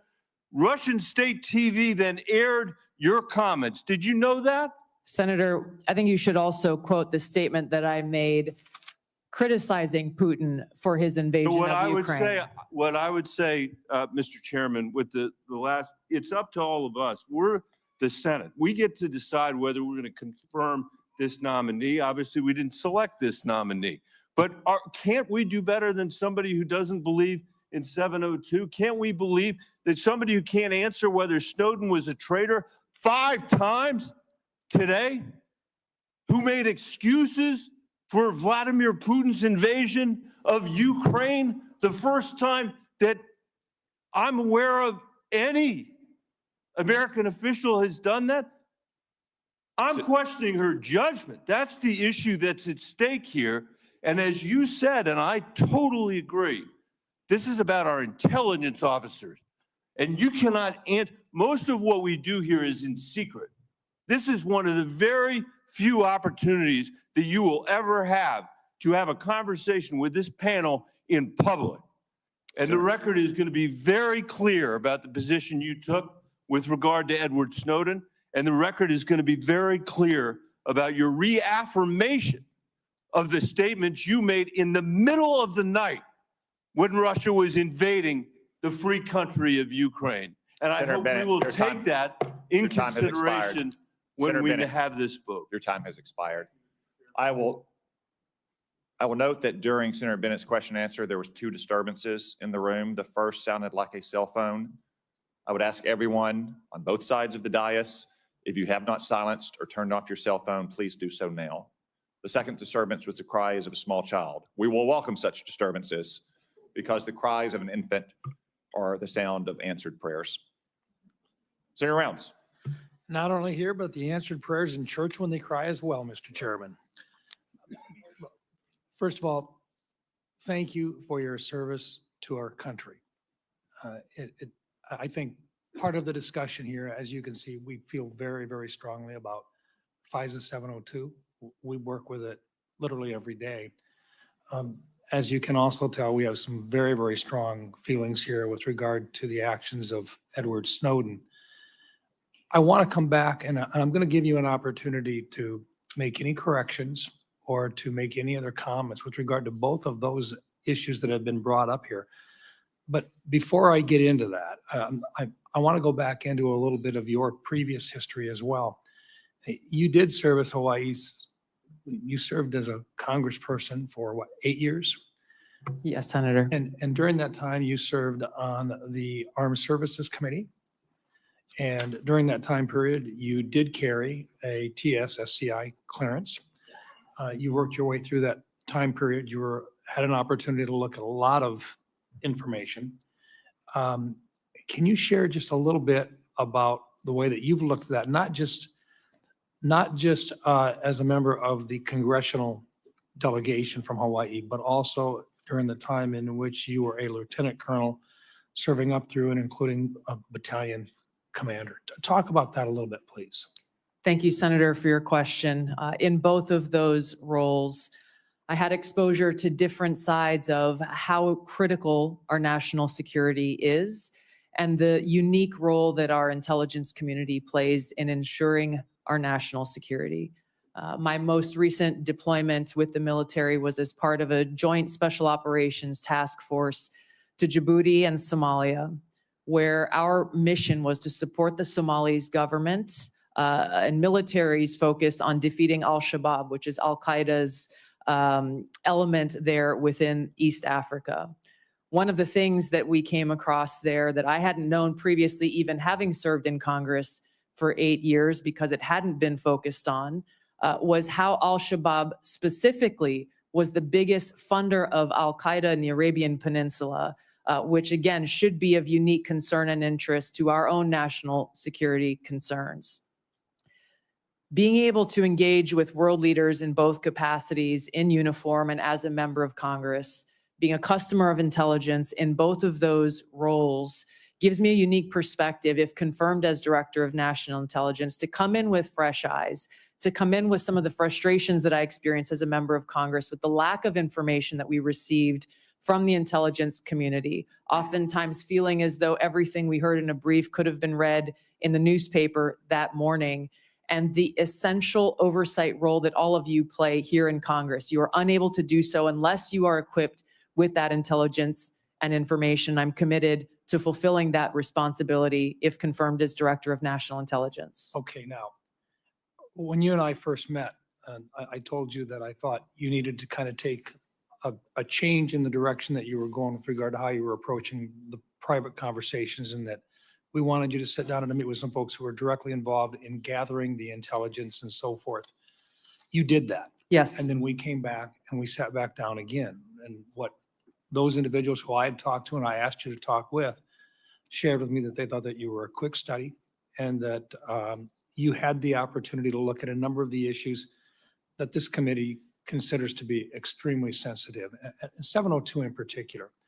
Now, I've got about a minute left, but I want to give you an opportunity in front of this committee to share your position in your own words about how strong or how much it is needed with regard to the continuation of 702 and your support for it. Thank you, Senator. 702 provides a unique security tool and capability that is essential for our national security. There are a number of areas that we would be blind from a national security perspective without this capability. It also must exist next to having safeguards in place to ensure Americans' civil liberties are protected. As you know, Senator, it is illegal under 702 to target any U.S. person. There are several other sections within FISA that speak to some of the civil liberties reforms that you all passed in last year's legislation. So let me finish with this. 702 in its current form stays in effect for the next year.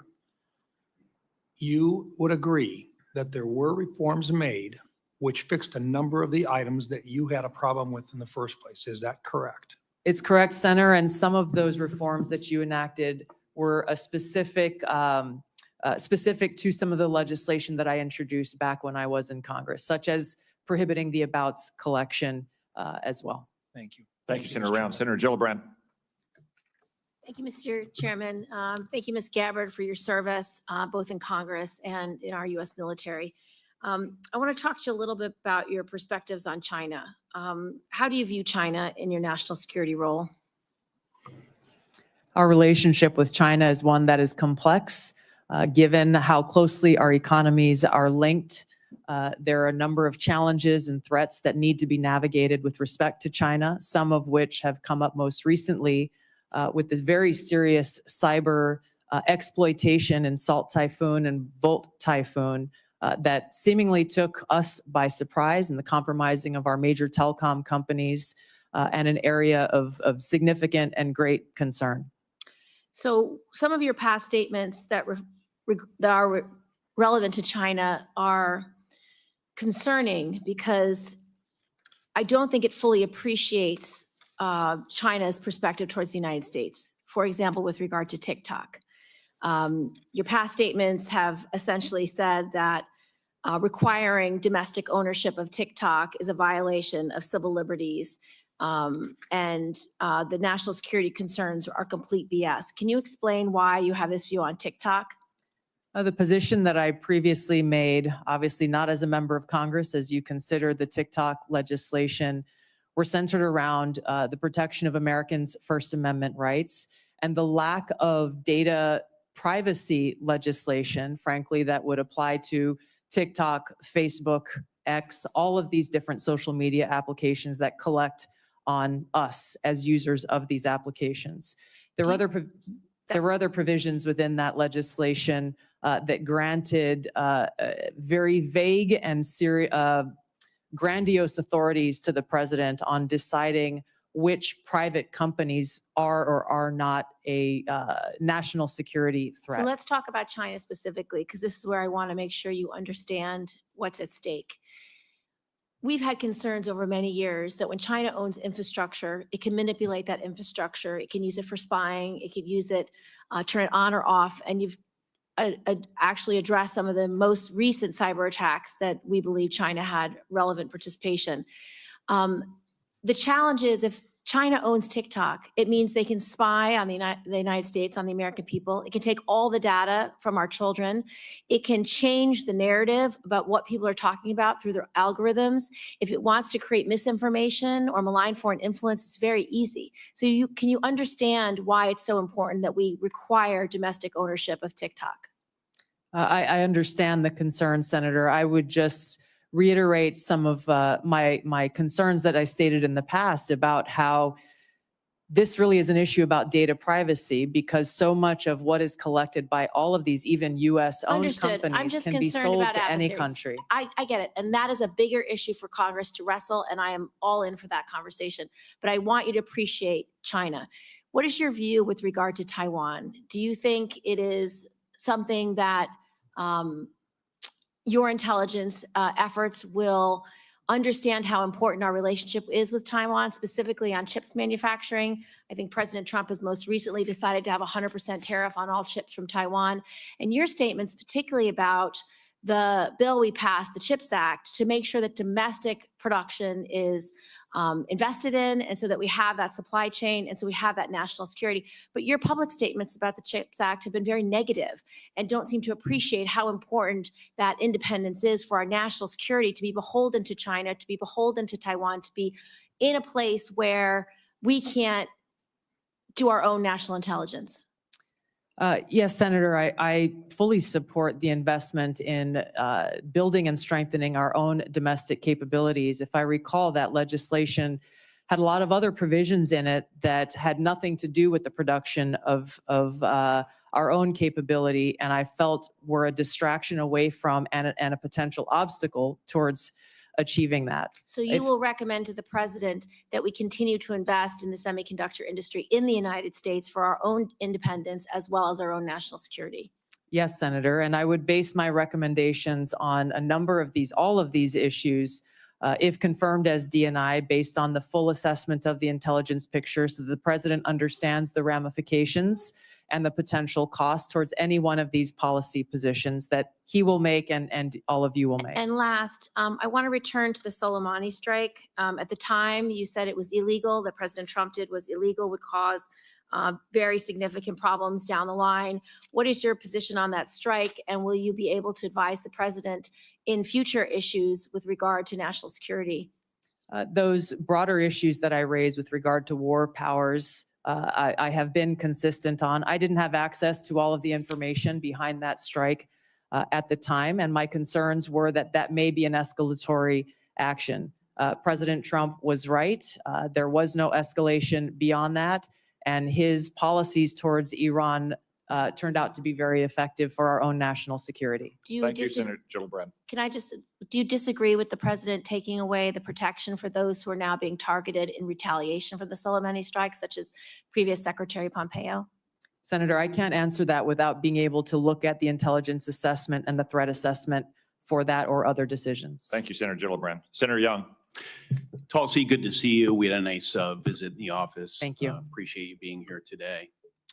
It was clear from that visit in the office that we share a lot of concerns about ill-advised foreign regime change interventions, about the weaponization in certain instances of our domestic law enforcement and intel authorities.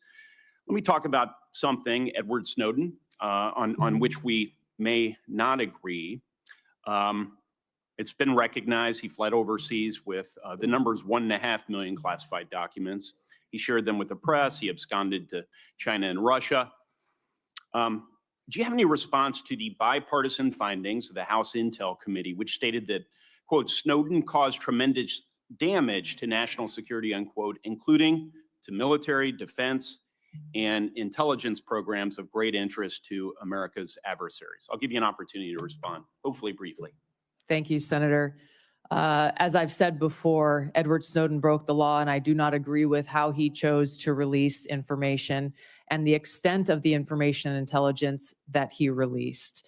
It's my focus on the future, and I think we can all agree that we do not want to have another Snowden-type leak, and I've laid out specific actions, if confirmed as DNI, to do that. Okay. Well, it's notable you didn't say, yes, he clearly hurt in various ways our national security. The same House committee also reported that based on DoD assessments, should the Chinese or Russians access certain documents relating to DoD capabilities that we know Snowden stole, quote, American troops will be at greater risk in any future conflict, unquote. Do you have any reflection on this assessment? I would be very concerned about that. I have not had access to the information or intelligence that led to that assessment, but anything that puts our men and women in uniform unnecessarily at risk should be a grave concern. Yeah. I share that sentiment as a former Marine Corps intelligence officer.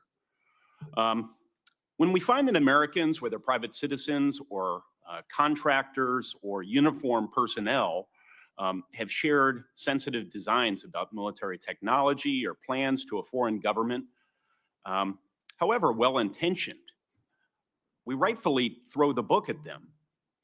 Snowden did just that. Yet you have argued and many times that he should be pardoned. You introduced legislation, as has been discussed here. He's been able to publicly hide, as I see it, behind this facade of being a so-called whistleblower. But he likely endangered American lives through his actions. So as the leader of the intelligence community, how would you think you would be received based on some of these past actions to support or even to pardon Edward Snowden? Rank and file intelligence analysts and intelligence professionals. How do you think it'll be received? I'm grateful, Senator, to have received letters of endorsement and support from many current and former individuals who've worked within the intelligence community, those who've worked or are still working within our military, because I believe they trust that my goal, my sole goal and interest is in our nation's security and upholding our oath to the Constitution. And they trust that if confirmed as Director of National Intelligence, I will take the very specific steps that I have laid out in informing every single person within the intelligence community about the legal pathways they have to blow the whistle or to bring any concerns to the forefront, to include coming directly to members of Congress, to limit access so that we don't have people who are E3s or E4s or people in any situation taking it upon themselves to release classified information. giving them a direct line to me to once again make sure that we are all fulfilling our responsibility to Tulsi, ensure was- our national yes. security and uphold our Constitution. Thank you. Tulsi, was Edward Snowden false to an obligation or false to a duty? I don't understand what you're saying. False? Yes. Did he betray a duty? But did he betray the trust of the American people? Which is, according to Merriam-Webster, that's the definition of a traitor. Edward Snowden broke the law, and he released this information in a way that he should not have.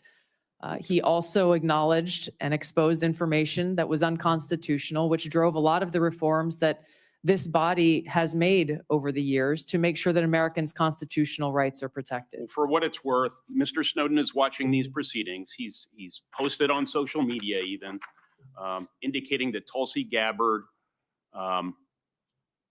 should indicate that I harmed national security.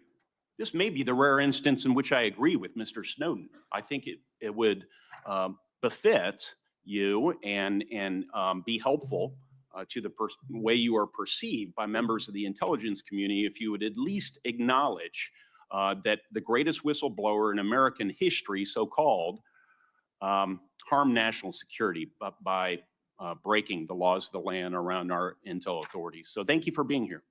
Thank you. Thanks, Senator Young. Senator Kelly. Thank you, Mr. Chairman. Colonel Gabbard, I want to first say thank you for your service to this country. Likewise. In Congress and in the Army. And thank you for meeting with me a couple of weeks ago, and thank you for being here today. You're nominated to lead and coordinate across the intelligence community's numerous sources of collection and analytic capabilities. In a few sentences, can you describe how you make assessments and how you're going to sift through all this intelligence and make careful and thoughtful conclusions? Yes, Senator, there are great professionals who work within the intelligence community. I will build a strong team around me as they present the intelligence reporting to provide to the president through the president's daily brief and to respond to issues and concerns that this body has. I will welcome dissenting voices to be able to make sure that this information intelligence is thoroughly vetted prior to presenting it, and make sure that the truth is reported, whether that truth is convenient or not. Well, thank you, Ms. Colonel Gabbard. And I appreciate that. The president and others are going to rely on that. I want to discuss such an assessment made by the IC. For years, the U.S. analyzed evidence of numerous chemical weapons attacks in Syria. Eventually, we were able to assess that Bashar al-Assad was responsible for a number of these attacks that slaughtered his own civilians. Do you accept the conclusion broadly that Assad used chemical weapons against Syrians? Yes, and I'm on the record for years of agreeing with that broad assessment. Thank you. Among the attacks the U.S. assessed Assad was responsible for, two that occurred in Douma and Khan Sheikhoun in Syria. As a member of Congress and as a presidential candidate, and as recently as this month, in your written responses to this committee, you have cast doubt on the assessment that Assad is culpable in these two attacks. Is that still your position? Senator, I raised those questions given conflicting information and evidence that was presented at that time. Okay. Well, thank you. So to help inform the public, the Trump administration released declassified intelligence in 2017 and again in 2018, showing how experts analyzed multiple types of evidence, satellite imagery, medical experts' witnesses, describing sources and showing the reasoning used to determine Assad's culpability in using these chemical weapons, including in Douma and Khan Sheikhoun in these attacks, the ones that you question. I have two documents I want to submit for the record, Mr. Chairman. Admitted. Thank you. Were you aware of the declassified assessments, the one I referenced? Yes, I was. And as a member of the House Armed Services Committee and the Foreign Affairs Committee, did you take time to review these? Yes. Okay, thank you. And can you explain to me then why you doubted the intelligence community's conclusions in these two cases, Douma and Khan Sheikhoun, but not the others? And please be specific. These two cases were being looked at as to be used as a pretext for major military movement. And my fear was a repeat of the deployment of another 500,000 soldiers like we saw in Iraq towards what was the Obama administration's goal, which was regime change in Syria. The question specifically that I raised around these two came about because there were two reasons. One, that assessment was made with high confidence and low information. The information that they had came from those on the ground in an al-Qaeda controlled area and therefore were al-Qaeda linked sources. And there was conflicting information that came from the UN's Office on the Prohibition of Chemical Weapons inspectors, as well as an MIT professor, Ted Postel, So I who want to talk looked at about him these for a second. extensively. So did you look into his credentials, yes or no? Yes. And were you aware of his appearances on Russian Today, which is used by the Russians to disseminate government-approved messages? No. Were you aware Postel relied on a chemistry student with a record of defending the Assad regime? At that time, I was not. I have been made aware since. Do you consider this person or these two individuals now, do you consider them a better source for the chemistry of sarin gas than the U.S. intelligence community? I assess that at the time, the information, I don't know the second person you're referring to, but MIT professor Ted Postel and the inspectors of the OPCW provided some credible questions that deserved examination. Okay, thank you.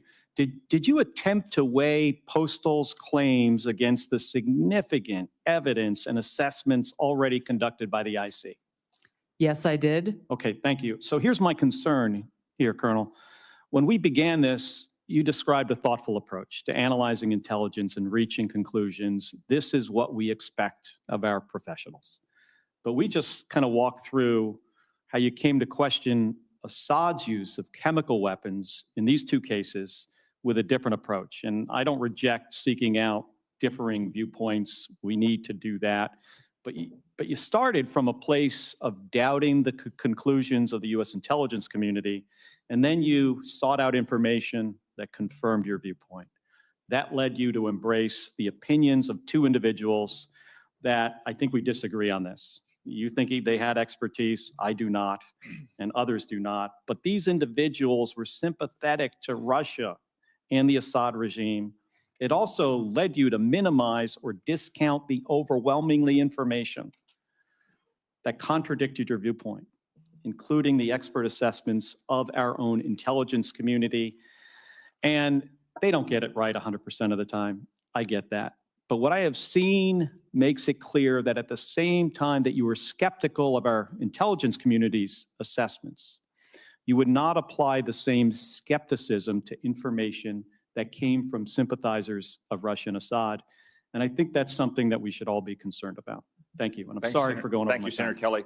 I want to recognize and welcome to the committee our newest member, Senator Budd, although we all regret Senator Rubio's departure. We're all pleased, as evidenced by the 99-0 vote, that he is now the Secretary of State, and that also pleased that we have a great new member on our committee. Senator Budd. Thank you, Mr. Chairman. I'm grateful for your leadership here as well. Colonel Gabbard, great to see you again. I enjoyed meeting you in my office a while back, and I've enjoyed our friendship and our time serving together in the U.S. House. So as you know, Section 3023 of Title 50 states any individual nominated for appointment as DNI shall have extensive national security expertise. You served 4 terms as a member of the House of Representatives, which is a constitutional office, and throughout your tenure, you were a member of the Armed Services Committee and the Foreign Affairs Committee. Is that correct? Yes, Senator. You also served over 2 decades in the U.S. Army, including holding commands at multiple levels and served through administrations of both political parties. Is that correct? Yes, Senator.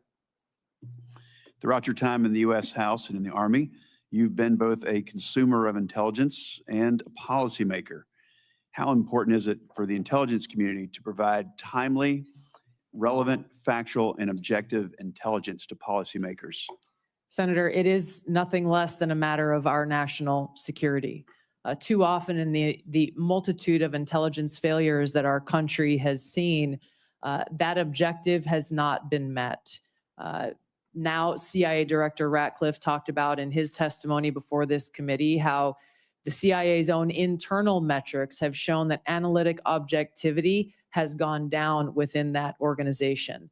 This is the very kind of thing that I would seek to address if confirmed as Director of National Intelligence, is ensuring that politics, biases, or personal views are checked at the door. I would lead by example by doing it myself, and ensuring that that intelligence analysis and reporting meets the objective that the President and Congress requires, which is no politics, no personal abuses, and making sure that that objectivity in a timely, relevant fashion is brought to the President so that we can get ahead of problems in ensuring our national security rather than being caught on our heels and being forced to respond to them.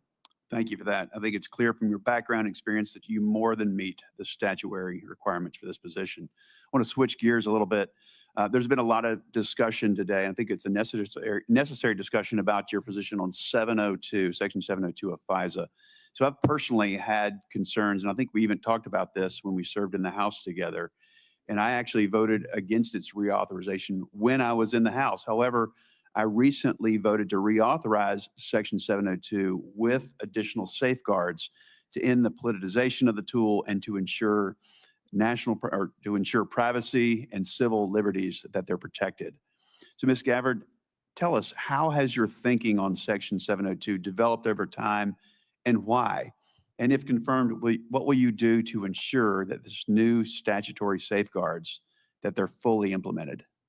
Well, Senator, as you pointed out, many of the concerns that we raised when we served in the House of Representatives were centered around the lack of safeguards to protect Americans' Fourth Amendment rights and civil liberties as it pertains to searching of U.S. persons with that incidental collection that occurs under 702.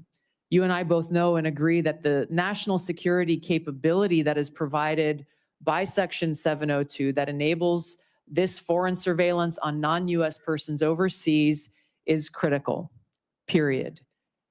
My commitment is to make sure that our national security tools are maintained to fulfill that requirement while also protecting Americans' Fourth Amendment rights and protection against unlawful search and seizure. There are a number of those reforms that you referenced, such as the prohibition of abouts collection, which we brought up when we served in the House, making sure that 100% of U.S. persons by the FBI on this incidental collection are reviewed by the Attorney General herself. There are a number of other reforms that I believe strengthen significantly those safeguards, a number of them that I had worked to try to bring into place when I was in the House of Representatives.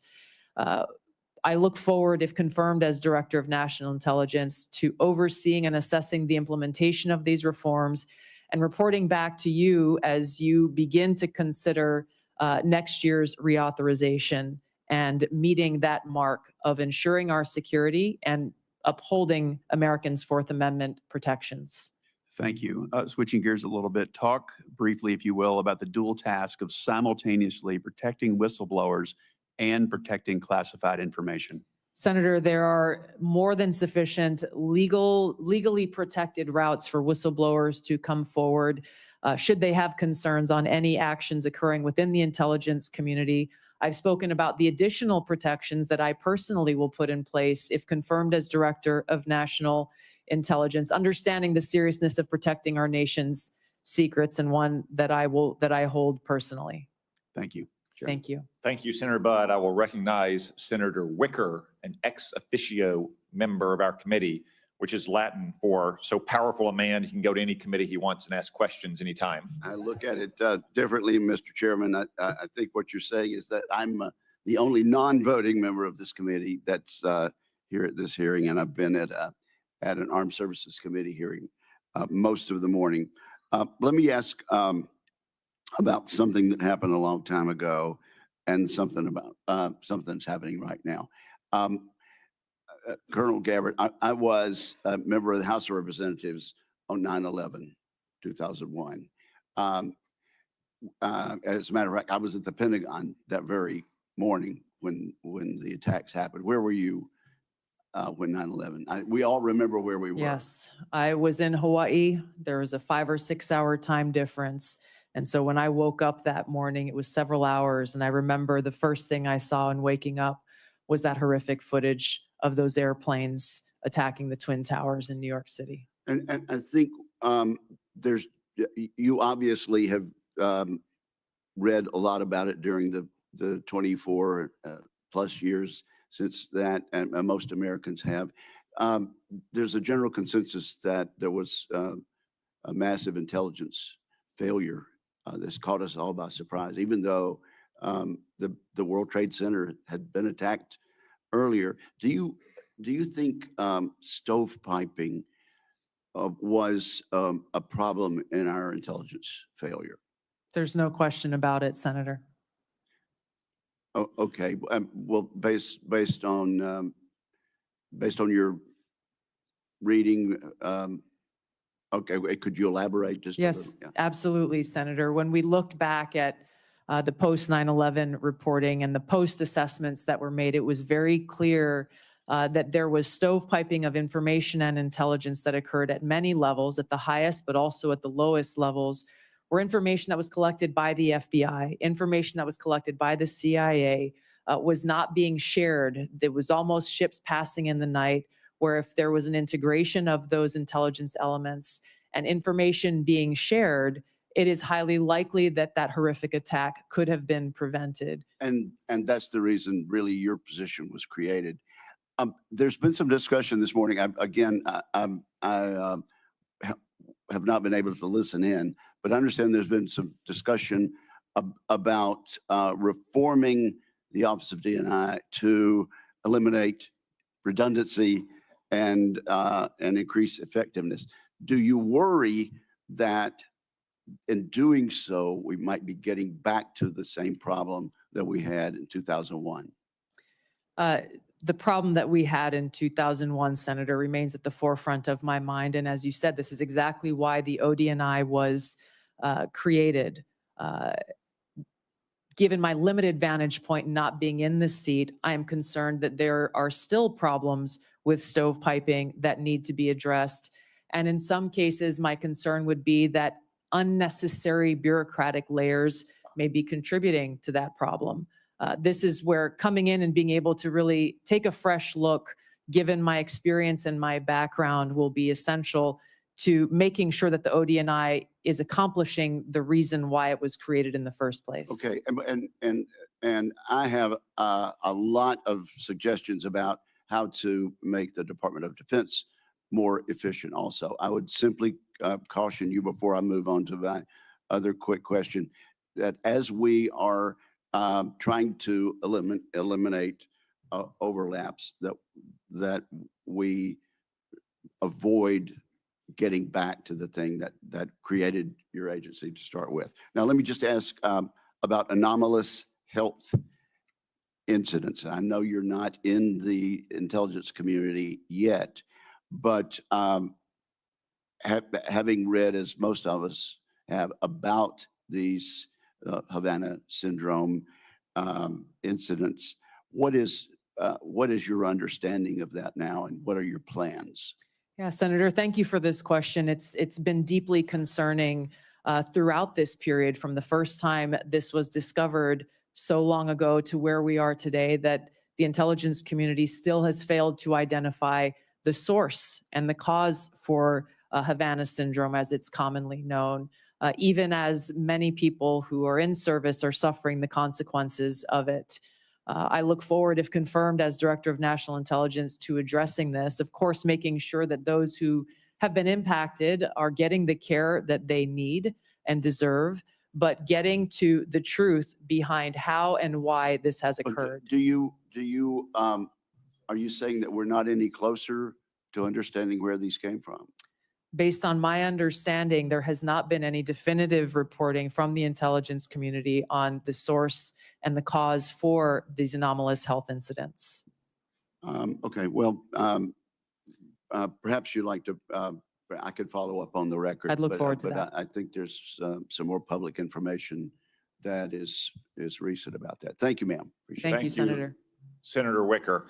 As I acknowledged at the outset, it is the custom of this committee to allow a follow-up question for senators who remain present at the end of the regular 5-minute round of questions. I remember everyone, this is a follow-up question, not a 5-minute round. We will have Ms. Gabbard in a closed session where each of us will have yet another 5-minute round of questioning. Is there any senator who wishes to be recognized for a follow-up question? Senator Wyden. Thank you very much. Ms. Gabbard, there was an area that I believe is still uncertain, and this is what my question's about. Earlier this week, the Trump administration illegally attempted to withhold federal funds from a broad range of organizations. I'm interested in knowing what you would do if President Trump told you to withhold congressionally approved funds from the Intelligence Community Inspector General. So my question is, if President Trump orders you to withhold appropriated funds from the Inspector General, will you refuse that illegal order? I don't believe for a second President Trump would ask me to do something that would break the law. That's not what I'm asking. I'm asking if you are asked about an illegal order, what will you do? You can say, oh, it'll never happen. What will you do if you're dealing with an illegal order? My commitment has been and will be, if confirmed as Director of National Intelligence, to comply with the law. Are there, Senator Wyden, Senator Wyden, you've actually asked 2 questions already, Senator I'm not Wyden. asking a question. You've asked 2 questions. I said there's 1 question allowed. Are there other senators who would like a follow-up question? Senator King. I'd like to follow up on my line of questioning about Edward Snowden and understand how you analyzed the facts leading up to your 2020 bill providing him with a pardon.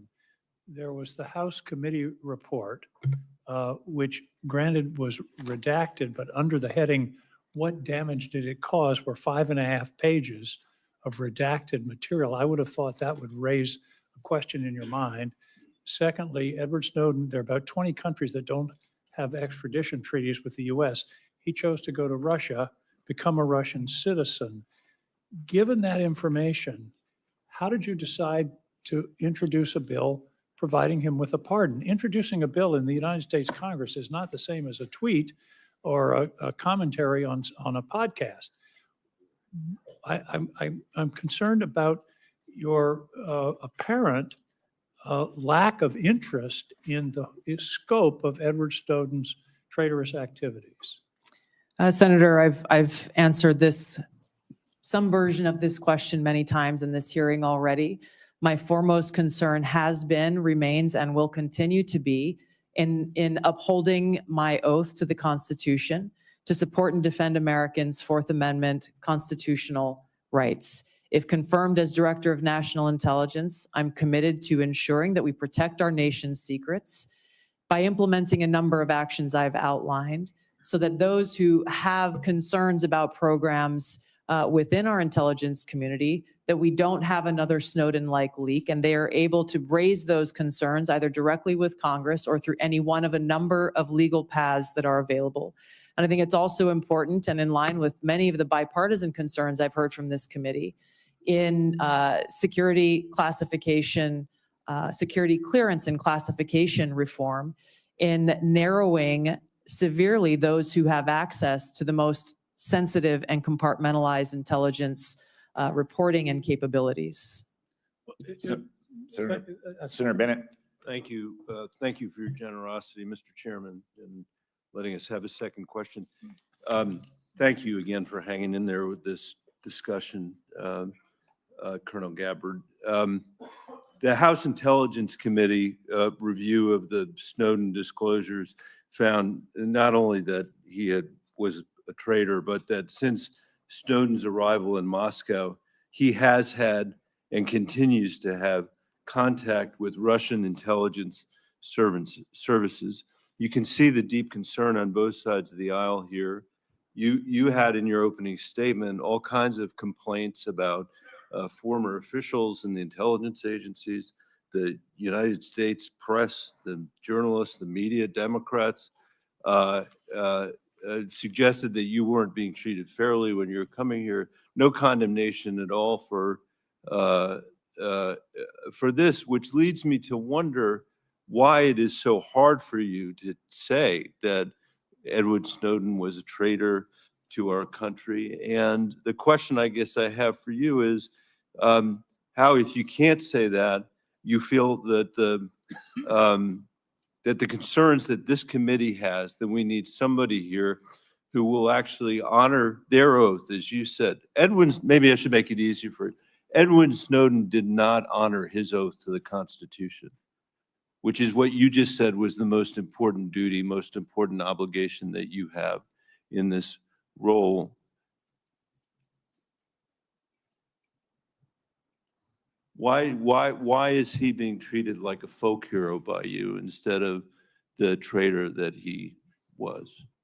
Senator, as I said, my focus and what should be of relevance to all of you and everyone watching is what I will do as Director of National Intelligence to work with you to make sure there's not another Snowden-like leak, given the paramount importance of our national security and keeping our nation's secrets. I've laid out a number of ways that I intend to do that if confirmed in fulfilling my responsibility in this role.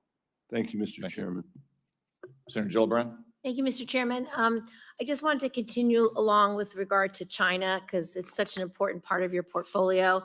And I know on armed services, you've had hearings over the last 15 years about their architecture and how they're building up space capabilities, sea capabilities, Air Force capabilities, every type of capability they possibly could. And that aligned with their malign foreign influence and with their ambition with regard to Taiwan. It just creates a very dangerous scenario and concerning one. And so I wanted to ask you about Japan because recently, about a year and a half ago, 13 months ago, you said that you didn't think it was wise to allow Japan to build up their own defense architecture. And you thought it was short-sighted. Can you speak a little bit about that? Because our alliance with Japan is so important in our ability to defend against malign activities of China, not only geographically, but because for the last 50 years, they've been close allies that we rely on. We share intelligence, we share operations. They are a great ally. So what was your concern about? And have you had any views that have shifted in that regard?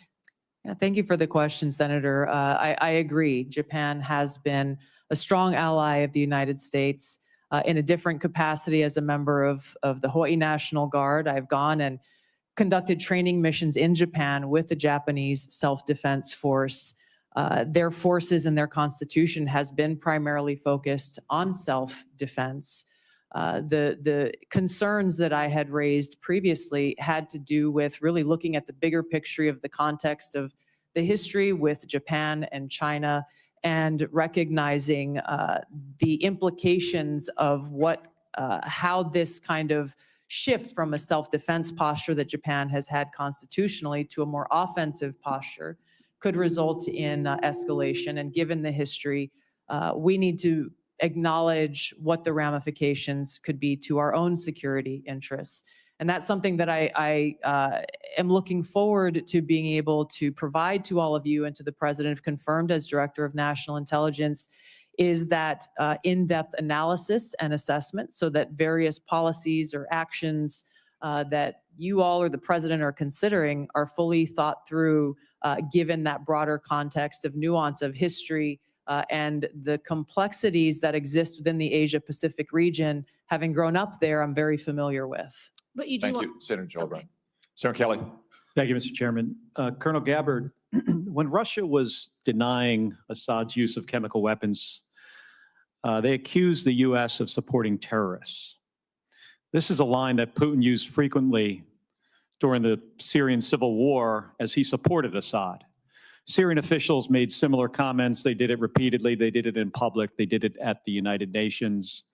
In 2016, you gave an interview in which you said, and this is a quote, "The U.S. is providing direct and indirect support to terrorist groups in order to overthrow the Syrian government."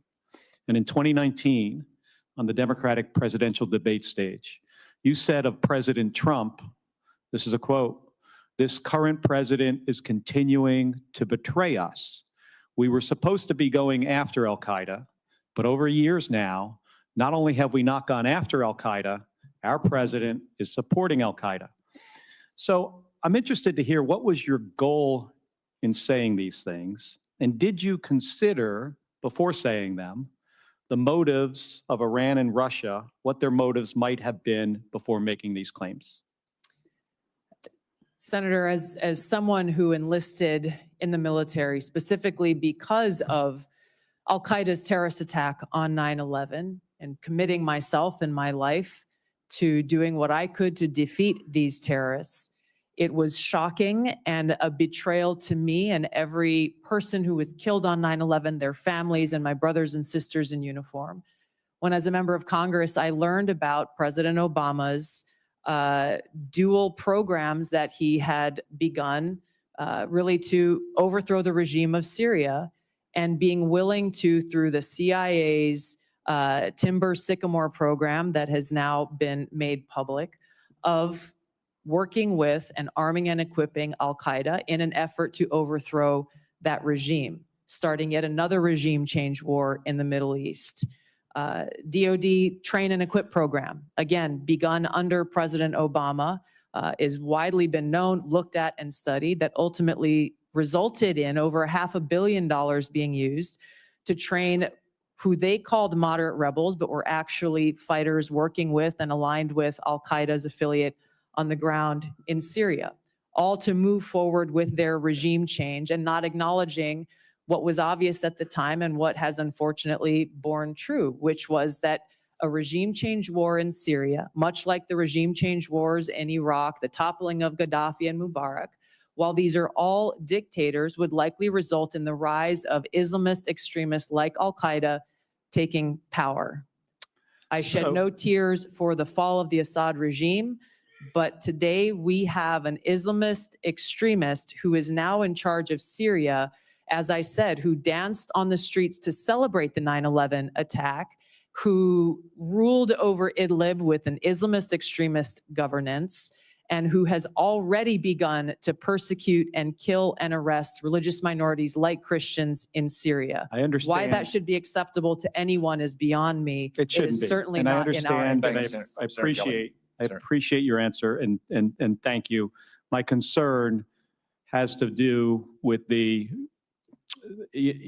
tendency to repeat Russian and Syrian, and even in some cases, I think we'll get into in the closed session, Iranian information, and to discount what comes from our intelligence community. Senator, every American deserves to know that people in our own government were providing support to our sworn enemy, Al-Qaeda. That should not be acceptable by anyone. Thank you, Senator Kelly, Ms. Gabbard. In conclusion, Senator Warner. Yeah, thank you, Mr. Chairman.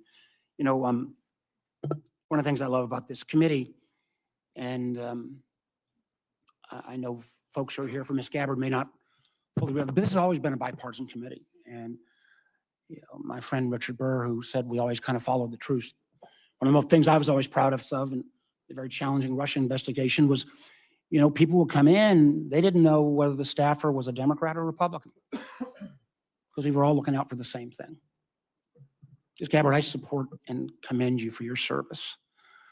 But we have heard this morning taking some individuals' advice on chemical attacks, not taking American intelligence community that, as we subsequently discovered, had iffy ties, not enough due diligence. We've heard this morning on your trip to Lebanon that you weren't fully aware that the folks who originally paid for the trip had these relations and ties to this Syrian party.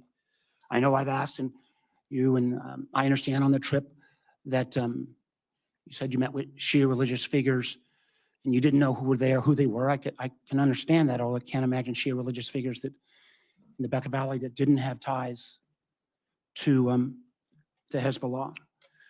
And we can have a difference of opinion on TikTok. Chairman and I feel very strongly that it is a national security threat.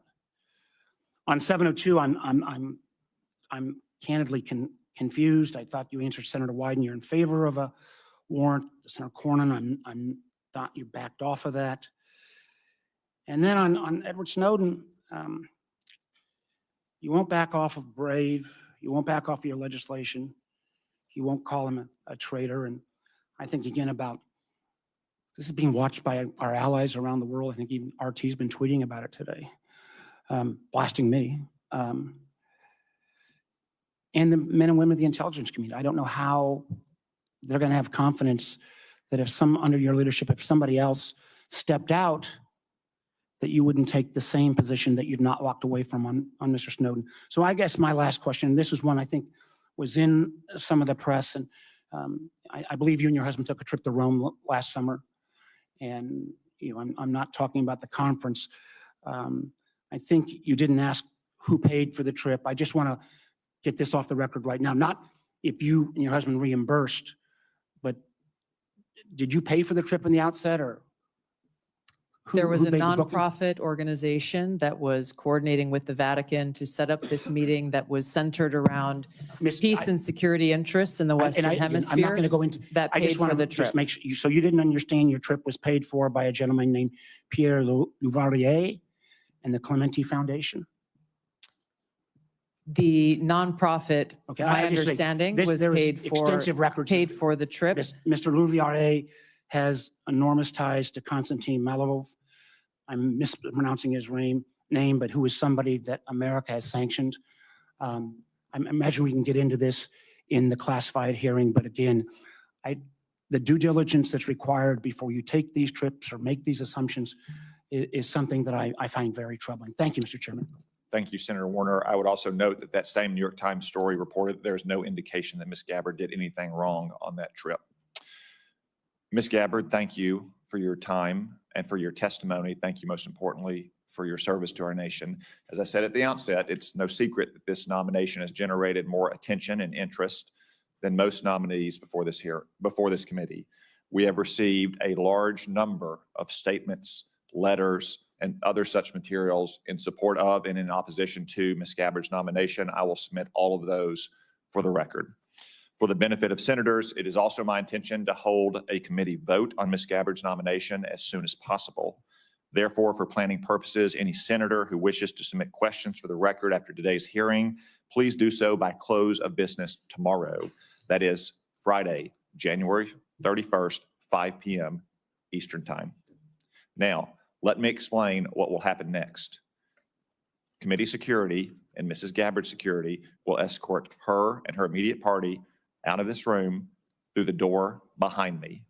Everyone else will remain seated in this room. The Capitol Police will secure that door so no one else leaves this room until Ms. Gabbard has reached her break room in preparation for the closed session.